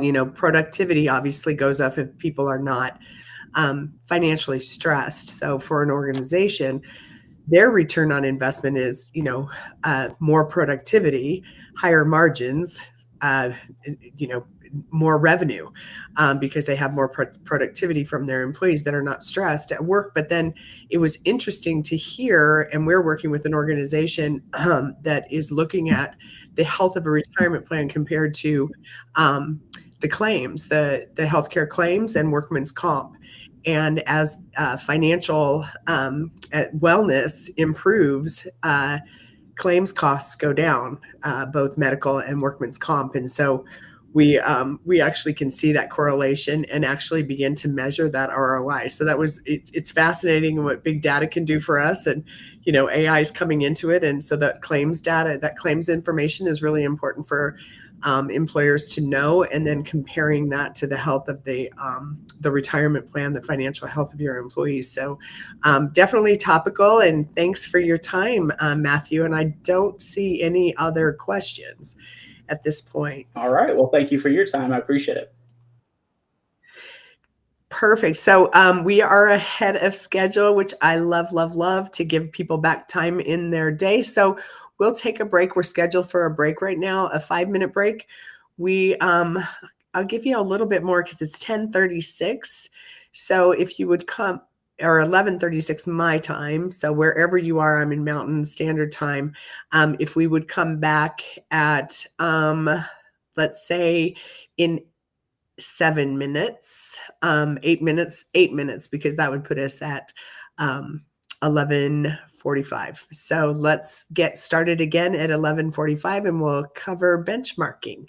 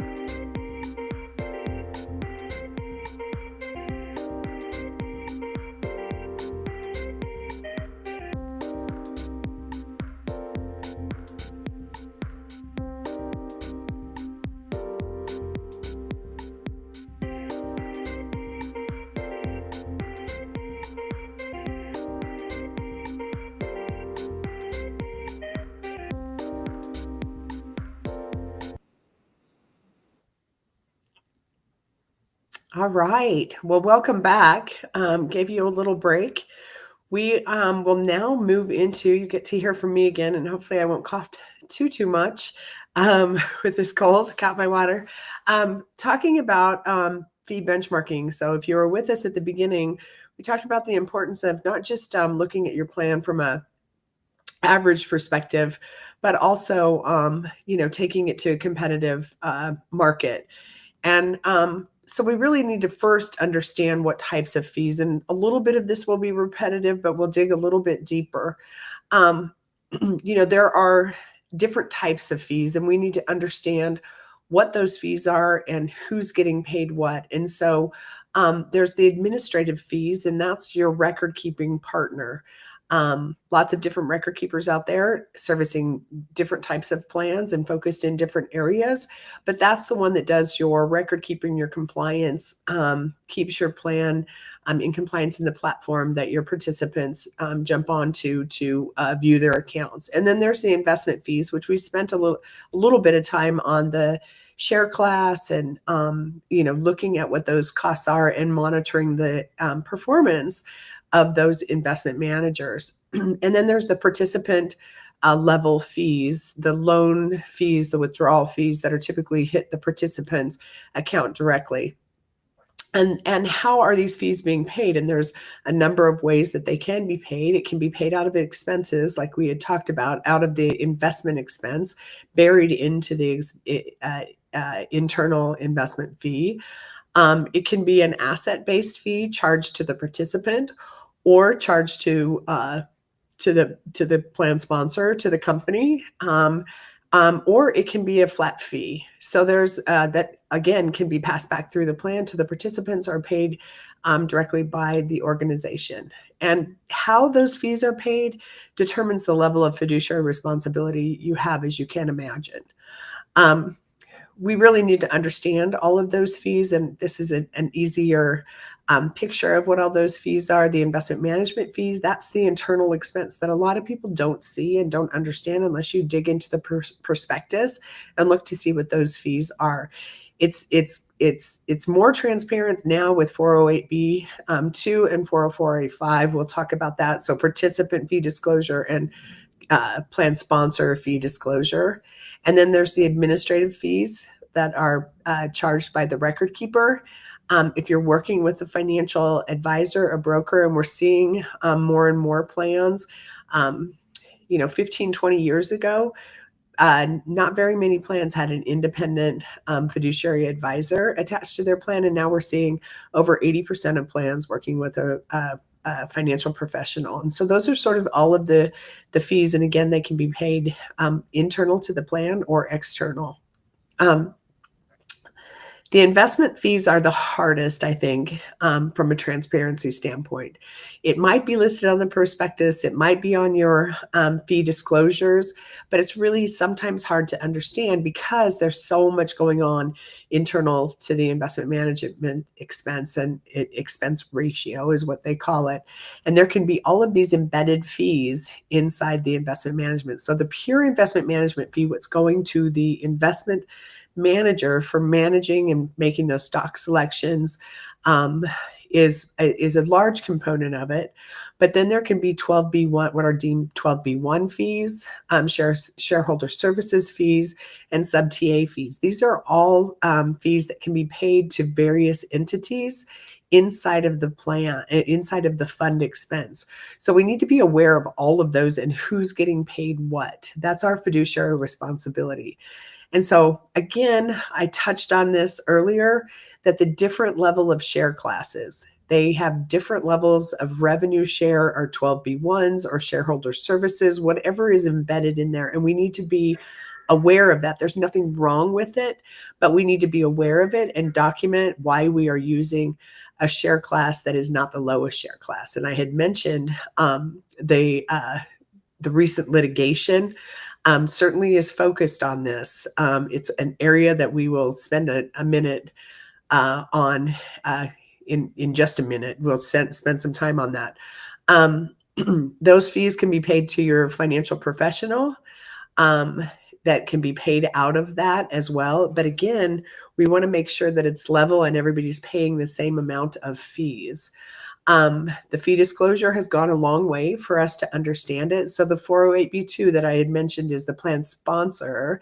That's what you as the plan steward gets from your service providers, and you should get it from every one of your service providers. And so it tells you what the agreement is, what the services are, and what the fees are, and how those fees are being paid. The 404A5 is the participant disclosure. And we had talked early on that it's our fiduciary responsibility to make sure that these disclosures are going out to your participants. And it gives an explanation of the administrative fees, what's being charged to the participant's account, and what those participant level fees are, so that when a participant is requesting a loan, they know what those fees are. So these are fee disclosure requirements out of ERISA. We had talked about that earlier, that this came out of ERISA. We also, for the participants, they need to know how often these fees are being paid. And then it's also disclosed on the 5500.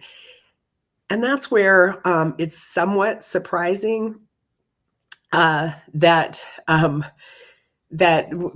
executives find, it's surprising that this is public information. So the fees are on the 5500 and shared with the public. And that's where the plaintiff's attorneys grab the 5500s and create these class action lawsuits. So we want to be sure that we know what the fees are, how those fees are being paid, and are they reasonable? And we put in, kind of the action steps. This is where I said, we'll give you like tips and tools to stay compliant, but you should establish and follow a prudent process for understanding and monitoring and documenting your fees. So you really want to document your fees, have that in your minutes, have it in your fiduciary files, make sure that those disclosures are going out and that the fees are disclosed and transparent. Conduct regular benchmarking and full-blown RFPs, requests for proposals, and negotiate. It's a great opportunity when you do take it out to a live bid situation to negotiate that, and always look for the lowest cost investments, because it's so important. Excuse me. As your plan grows, you have access to lower investment costs. And at NFP, we talked about, we're the largest nationally as a retirement advisor. And so we have gone directly to investment managers to negotiate even lower fees in a collective investment trust environment. And if I back up to where retirement started, this is how the actual investment vehicle that was available to retirement plans at the onset were collective investment trusts. They're a little bit different than retail mutual funds. It's a pooling of assets. So, NFP uses that leverage to go directly to great investment managers to bring down those costs in the form of a CIT. They are the mutual fund investment manager that is managing that without all of the fluff in there. And because they're going to get volume, they reduce that price or that expense. It's overseen versus the SEC for mutual funds, for retail mutual funds. It's regulated by the Office of the Comptroller of Currency. So the OCC oversees these collective investment trusts. They are only for retirement plans. So you have to be a retirement plan to be able to invest in these. And so you can imagine that the cash flows are a little bit different. So the investment manager has a little bit more control than a retail mutual fund. So that's another reason why they can bring those expenses down. So if your plan is, and we offer at NFP, we offer collective investment trusts from startups to multi-billion dollars, which the collective investment trusts were only available to very large plans a number of years ago, and now that's coming down market. So something to look at. If you're not using those, you should, as your plan grows, and ask your financial professional to look into that for you, because that's what I said. The lawsuits are around access to the lowest share class.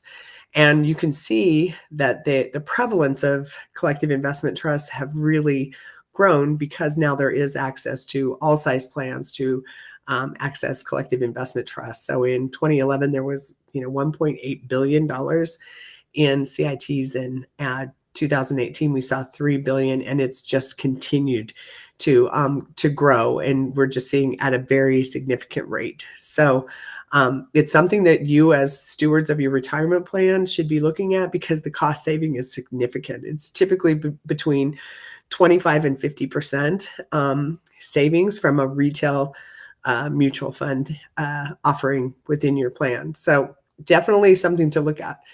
Are CITs appropriate for your plan? I would almost unequivocally say yes, but they do need to meet your investment objective. They also have to be good performing managers. It's not just about fees, and performance is about the process that you employed. So again, going back to that process, documenting that, why we are using those. Are they in line with the plan's goals? And, is that bringing those costs down? So those are the things that we need to look at and document as stewards of the retirement plan. So moving on to, we talked about this earlier, and I'm just going to hit it again. It's so important for you to receive this fee transparency, your 408B2, and you should be very aware of it. It's the fee disclosure, and you need to determine if your fees are reasonable on a regular basis.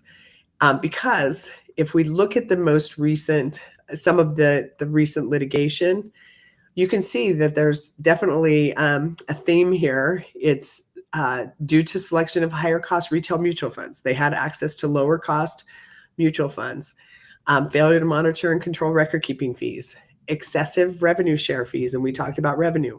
So there's definitely a theme in these class action lawsuits. Duty to select the higher selection of higher mutual funds, and failure to minimize the plan's expenses. So it's all around expenses, and it's all around the mutual funds. So it's funds and fees, the F words, not the fun words, but for sure. So those are the things that we need to be looking at. And as you're going through your audit, they're asking these questions as you're renewing your insurance on an annual basis with your insurance provider. They're asking. Now we're seeing that in the question, are you utilizing the lowest share class? Are you utilizing collective investment trusts? So it's something that is definitely prevalent and you need to be aware of. So we'll move on to benchmarking. It really is looking at the cost of the services that are being provided to your participants, and it's all the costs. And the costs are reasonable in comparison to the services that you're receiving. This is an actual case study for us. We took a $20 million plan over, benchmarked it, excuse me, took it to competitive benchmarking. Before we took it out to a competitive fee situation, the record keeping revenue, which was just kind of all together, the investments, everything was 1.41%. So over 1%. These are the types of plans that make me a little bit crazy and make the news, because people say your 401k is expensive and you shouldn't invest in that.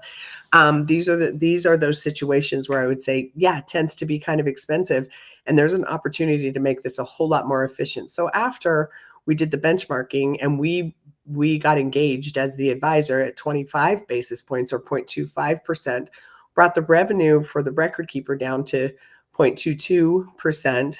And then the investment expense, because we incorporated lower cost collective investment trusts, brought it down from 1.41% to 0.73%. Significant savings to the participants, and having a fiduciary advisor to protect the stewards of the retirement plan, putting that investment or the fiduciary protection around the organization, a significant savings, almost 50%, and $136,000 per year. So that's significant. And that's why we're seeing these class action lawsuits, because there is an opportunity to make your plan more efficient most of the time. That is not true that we have a 5-minute break. I will take questions right now because we switched our break, but I will take questions on that. I think it's one of those really important things to do. And if you have not benchmarked your plan, NFP has a dedicated team that's all they do. And we just get engaged to do that benchmarking as an independent fiduciary. So if you have not done it for your plan recently, you should. And we are here to support you through that. So I'll give a minute for any questions, and hoping that Abby is on because we are way ahead of schedule, which just makes me so happy when I give people time. Abby is not on yet, but we have paged her, and hopefully she'll be joining us soon. Oh, perfect. So maybe we will be taking a 5-minute break. We might be taking another 5-minute break so people can clear their emails because it does not look like there are any questions. So we'll hang out till Abby, we'll give a 5-minute break and go ahead and everyone online, go ahead and fill out that evaluation form. That's how you get your CE credits. They'll be emailed to you automatically upon filling out the form. It takes about 2 minutes to fill out, nothing crazy, anything like that. We're also giving away a $100 gift card to a random winner in here that has been here for the event. So go ahead and do that while we locate our next presenter. Thank you so much. Perfect. We'll see you back in 5 minutes. Thank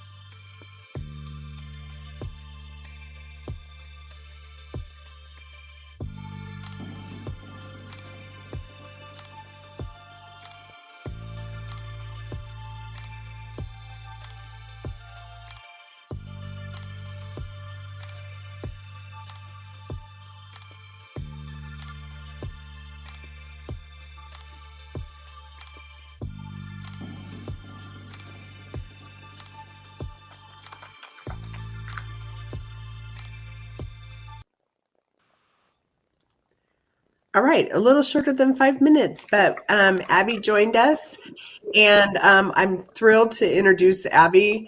Abby Clegg joins us from our compensation consulting group, which is definitely a high priority for lots of employers, talent retention, wage inflation, all of those things. And Abby's here, has 10 years of experience in compensation, and I will hand it over to you, Yes, Abby. good afternoon, good morning, everyone.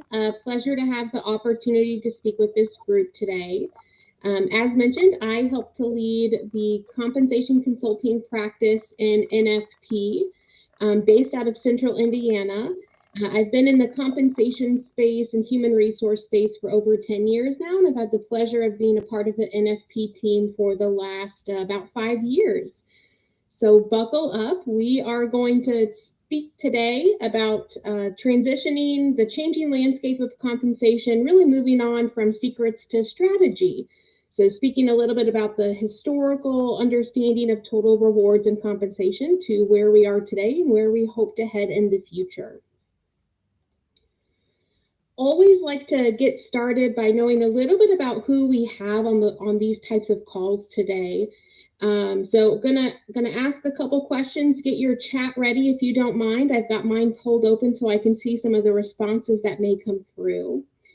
But to set the foundation for what we're going to speak about today, really compensation and total rewards as part of the employee value proposition are some of the fastest changing areas in the modern workplace culture. A lot of these topics, for many of the clients that we help support, are really defining for those organizations how and where they may look to compete for, reward, retain, and attract talent as well. I got you a little bit of prep time. So just really curious if you can drop in the chat here. Curious as to what you're experiencing in terms of voices that you may be hearing from your employees, maybe even from potential candidates as well, as to what may be some of the expectations surrounding kind of their needs when it comes to total rewards and compensation, and maybe has that changed for you recently? I know one of the big topics that we hear a lot when we ask this question in these types of presentations are things like growth and development, paid time off, especially if you're dealing with maybe entry-level staff or executive-level staff. What are some of those compensation expectations? Does that differ for base compensation maybe versus incentive pay options? So again, just feel free to drop in the chat there any thoughts that you may have kind of surrounding that topic, or what you may be hearing or experiencing when it comes to your employees and your candidates and some of their expectations in the total reward space. Okay, we are ready for our journey together, so buckle up. Again, we're going to take a little bit of a historical dive and then work our way through to the future in terms of the changing landscape of total rewards and compensation. And to kick us off, we're starting back in the black and white days. So as many of us may have started our careers or even our journeys along in the compensation and total reward space, oftentimes decisions and strategy and approach around this topic was really mysterious, oftentimes made behind closed doors with just a select few leaders kind of brought to the table. So there's very little transparency. And especially when it comes to employees, they had very limited insight as to how pay was really determined for their positions or for other positions within the organization as well. When we think about how job offers were made, usually it was a very simple formula, a formula of asking the candidate what they were currently making and then adding just enough on top of that to help entice them to accept your offer. So again, very little focus on things like market data, pay equity, or strategic compensation planning. And outside of just candidate offers, when we think about how maybe pay increases were determined, or bonuses for your workforce as a whole, again, just oftentimes very discreetly handled by slipping over a folded piece of paper, hoping that that employee was not going to ask questions Again, minimal focus on things like transparency, not a lot of conversation or strategy behind how we would communicate about these topics. Very, very rare. If conversations about compensation were often brought up, they were often seen sometimes as confrontational and uncomfortable. And it's important to kind of dissect into that, because that's a change in terms of what expectations may be in the current landscape, as well as looking to the future.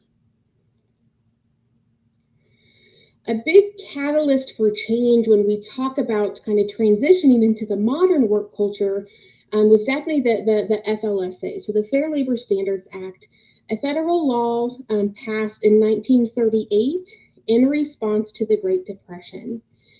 Now, this regulation really helped set the precedent for us in terms of establishing national standards for things like what is the minimum wage allowance, child labor regulations, overtime consideration. It helped to conceptualize a 40-hour work week as kind of the standard for capturing really what that precedent is for the modern work culture.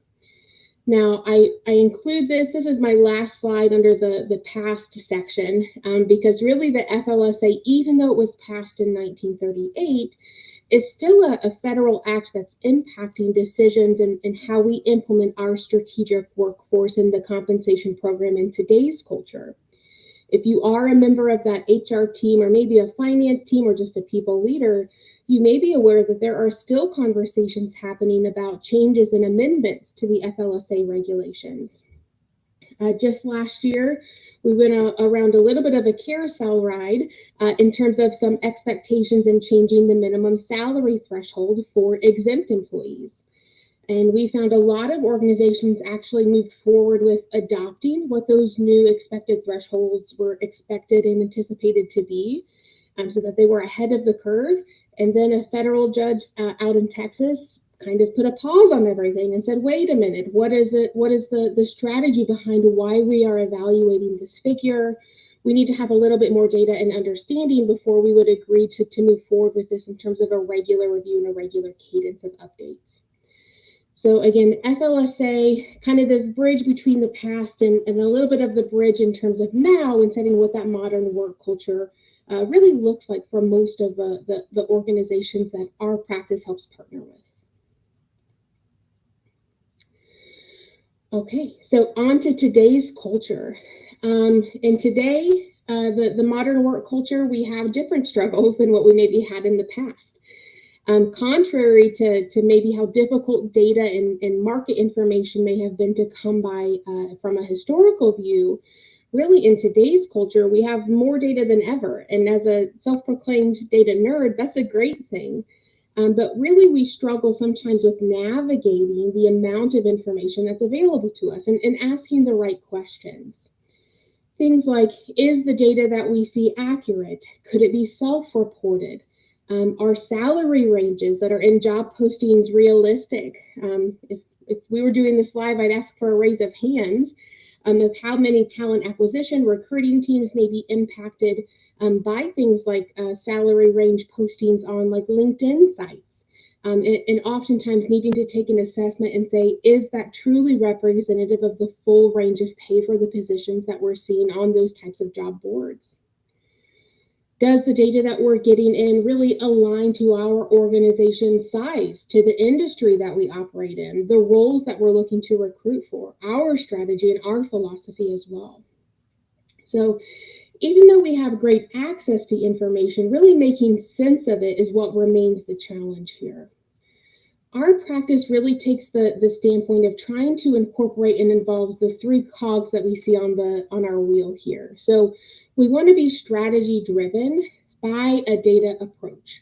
We want to make sure that we're able to assimilate and easily understand and be able to explain as well the message that we're receiving when we evaluate these different data sources. Always moving towards the pursuit of equity as well. We don't want to have perceived bias within our pay practices. And we really find three kind of fundamental outlines in terms of how we should consider and move about those three cogs. So clear communication, transparency expectations, and then always keeping in mind the values of the organization as well. So that's what we'll move forward here with our next few slides. Pay transparency, I love the topic because it's a non-economic factor that has a massive impact on the compensation market. I think I saw a chat come through when I asked that question about what are we currently hearing from employees or candidates when it comes to total rewards and compensation. And one of the messages is merit increases not staying in line with inflation. So the topic of pay adjustments, merit-related, inflation-related, cost of living adjustments, those types of things, all typically based on economic factors. Pay transparency is really this kind of outsider that's bringing in a lot of impact to what we need to think about in terms of the strategy of our compensation program and how we look to administer and communicate that as well to our workforce. Pay transparency is ever evolving. So we see several states here that have regulations in place, and a few, Vermont, Massachusetts, called out over on the left-hand side, that are looking to kind of up their required wage disclosures as well about mid-year of 2025. And it's important to note that even though the states are highlighted as a whole, in some of these areas in New York and California, the requirements and regulations when it comes to pay transparency can actually go down to even a more local level, looking at metro areas, county. Now, we're probably several years away, if it ever happens, in terms of seeing sweeping nationwide pay transparency laws and regulations come through. Again, if we were giving this presentation in person, I'd ask for a raise of hands. Even though we're just at a small select number of states that are impacted by these pay transparency regulations, if you are an organization that can and does recruit talent outside of a state that may be not highlighted here, you need to consider, are you in regulation? Are you following the laws that are in place if you look to recruit someone maybe out of New York or Illinois or Colorado? So even though it may not be where you call home or where your corporate office is located, if you are open to recruiting and attracting talent in these areas, it's still something we have to be very cognizant of. Sticking with that pay transparency theme, I always like to ask this question as well, more for some internal reflection. But where do you and your organization stand on really this path towards pay transparency? Typically, when I think of some of the furthest away journey, usually it's over to that top left-hand corner of, I think as an employee, I know how much I get paid. And that may seem like a silly question, but oftentimes if you were to really ask and sit down with your workforce, do they truly understand the benefits, the compensation that's coming to them as being an employee with your organization? Oftentimes there's a little bit of separation from truly knowing what that looks like. I come from a healthcare background. I think that was called out on my profile. And oftentimes when we would have healthcare providers that had shift differentials, night or weekend or holiday pay that went into their compensation. So think of like your standard night nurse.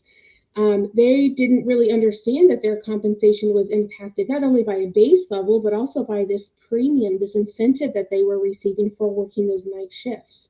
So if they were to change over to a day shift premium, that element of pay would go away, right? So truly understanding and recognizing, do you understand all of the pieces that make up that total rewards picture for what you're earning as being an employee with your organization? On the furthest end of the journey here, we know how and what everyone gets paid. And that may seem like it's a long way distance, but even in states that don't have some of those pay transparency laws that have pushed through, there are certain elements where we see that present in organizations. Oftentimes for nonprofit organizations, public administration, even in my home state of Indiana, earnings as a public employer are oftentimes available for anyone in the public to go and really find those details. So things like at the county level, at the state level, at a city level, a lot of times there is already existing transparency in terms of compensation for employees of those entities. So it may seem a little bit far away, but there's some organizations that are dealing with that now. If you have your cell phone in front of you, I would encourage you to grab a snapshot here of the QR code. We were able to download the 2025 Aon Sentiment Study. So now that NFP is an Aon company, always wanting to encourage where we see really great data and really great insights as well, to great employer information. And this is one of those studies.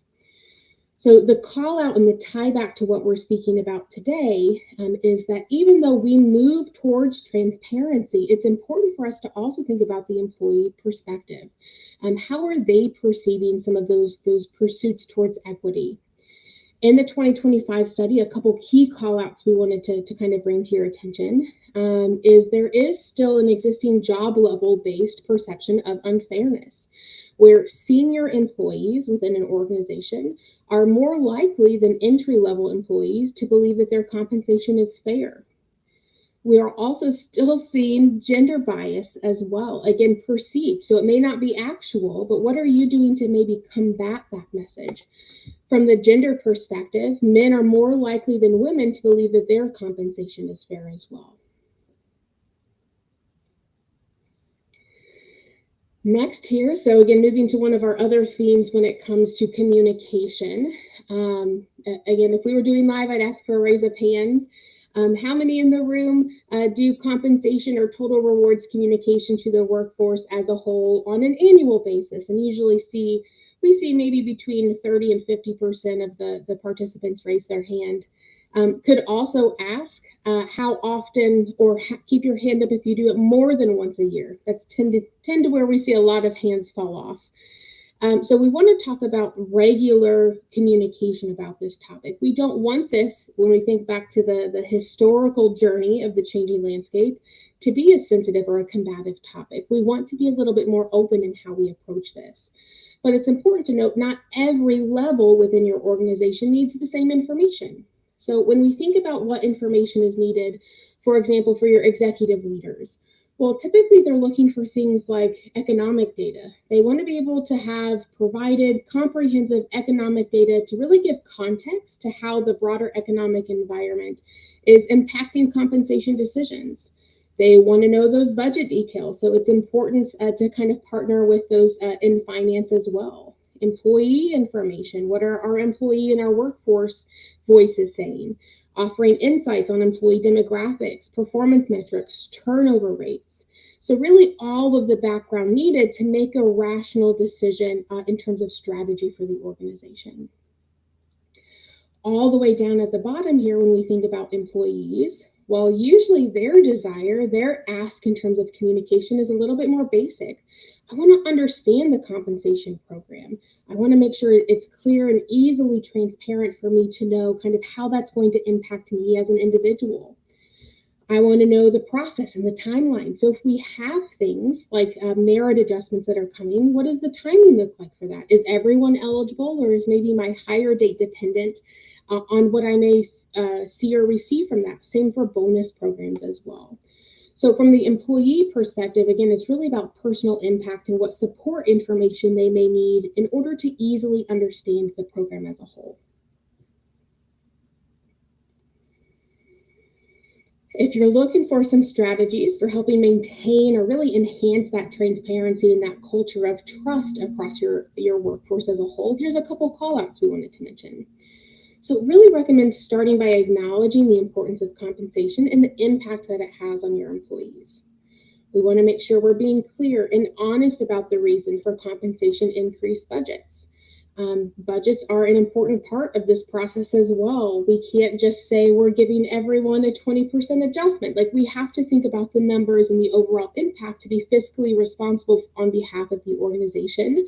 But it's important to communicate that to your employees. A lot of times they don't just jump to that conclusion.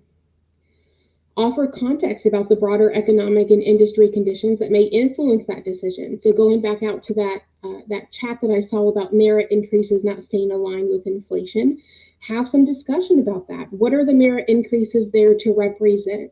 How might the organization look to help kind of bridge that gap between the real squeeze that employees may be feeling on that inflation price, on the price of eggs? That's the big one that's still in the news now.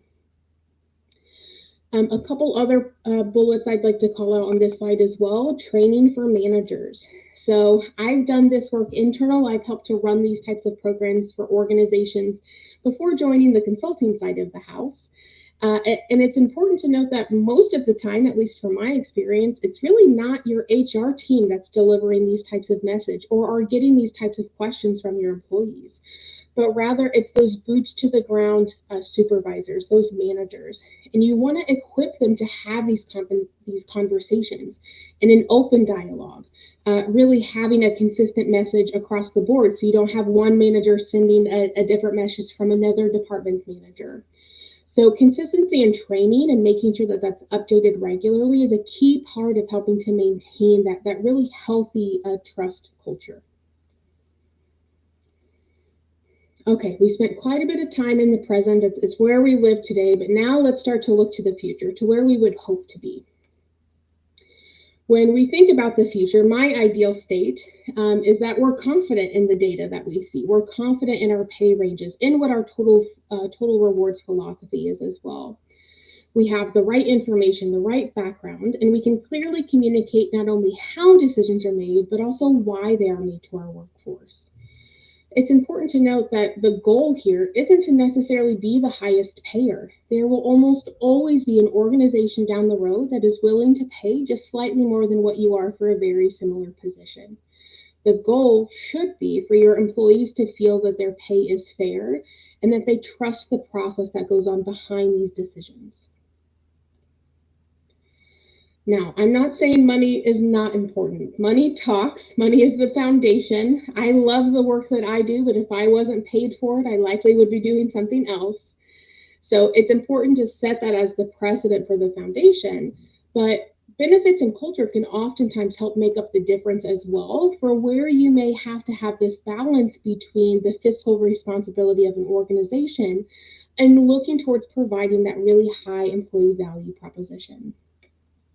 Going back to that Aon sentiment study, a key call out, and we'll talk about this here in a couple slides as well, is that about 47% of employees ranked the provision of better than average pay and meaningful benefits as their number one factor influencing their employer choice. So in today's landscape, compensation may seem like the quickest way to win the talent war, but the study actually reveals that the design of the total rewards program as a whole can fundamentally change the playing field. One of the big topics from that sentiment study as well is this lack of total rewards flexibility, creating gaps for employees. So we need to change the approach to total rewards to try to increase to try to meet the increasing needs that we see in employee expectations and really help compete in the environment for talent. The status quo of how we used to do things is really not enough anymore, and we need to start adapting now more than ever. A key call out related to that topic is about 41% of employees from the study stated that they were able to customize the benefit that they receive, yet 72 said that it was important to them. So we see a really big disconnect between the desire from your employees and your workforce to have some ownership, to have some decision-making power in how they may stretch their dollar and how that comes across from the employee value proposition, versus what are they actually able to play around with? What do we actually see them being able to customize? And sometimes these are benefits that you may bring to the table that have low or no cost to the organization as a whole as well. A big trend many years ago used to be the topic of pet insurance. Sometimes just bringing that as an option to the table, it allows for the feeling of customization on the employee's behalf. We can't talk about the future without having at least one slide in here about AI capabilities. So to make sure I cover my bases there, AI is really reshaping every aspect of business, from automating processes to really enhancing discoverability, challenging people across industries and job roles to consider how they master this evolving technology and really integrate it into their work and help reimagine the value that they can contribute to their employer as a result. I know we are incredibly lucky here at NFP to be really supported in a lot of exploring these AI capabilities Copilot has been a huge friend to me in terms of at least getting a jump start on some work. So start me out with a template, start me out with an agenda, start me out with some recommendations, and then my mind can take it from there. And I move much more quickly without having to have this high level of concentration on starting the work and engaging the work. So something to keep in mind for future considerations. Again, employers aren't upskilling employees for the AI-enabled future really as adaptively as they should. One of my colleagues loves for this slide to give the example, and hopefully some in the room, in the virtual room, have seen this movie, but the movie Hidden Figures, speaking about the great kind of boom into space, NASA launching. One of the scenes, one of the underlying storylines there in that movie is that they used to have these really large rooms filled with individuals that really did a lot of the manual computing for some of those formulas that go on behind the scenes to get rockets into space. And part of the storyline is that they started to introduce computers. They were able to bring in programming on site. And there was a lot of nervousness about how that's going to take away from the work that I've been doing from these groups of employees in the workforce groups who were doing this work manually. One of the takeaways, though, was that someone was still needing to be on site to help with the programming, to help understand, to help where there were breakdowns in communication. And a lot of the times it was those individuals who had been doing the work manually that were able to step up. Great movie if you haven't seen it. Again, not the AI that we're talking about in today's future, but still an element of some similarity of what we've seen from the past and how that may relate to what you're feeling today.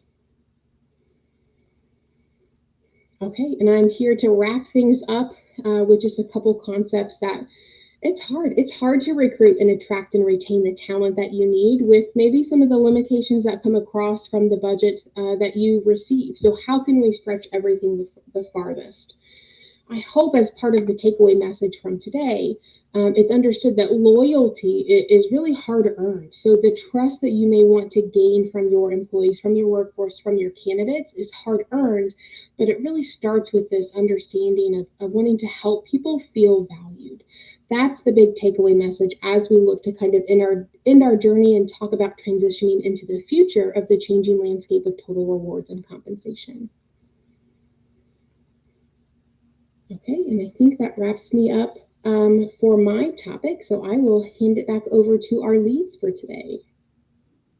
Oh, thank you, Abby. And any questions for Abby? As she shared a lot of great information. Thank you, Abby. I know that this is really topical. We ran a in-person RPU and did the 2-hour boot camp, which was wildly successful. And I know you guys run a boot camp. And so if there's any assistance that we can provide in this area, please reach out. And with that, we're ending 27 minutes early, which is awesome, and giving time back in your day. And on behalf of Retirement Plan University and NFP and all of the hard work that went into this, and all of our presenters and all of you that joined us and stayed with us throughout the couple hours together, we really want to say thank you.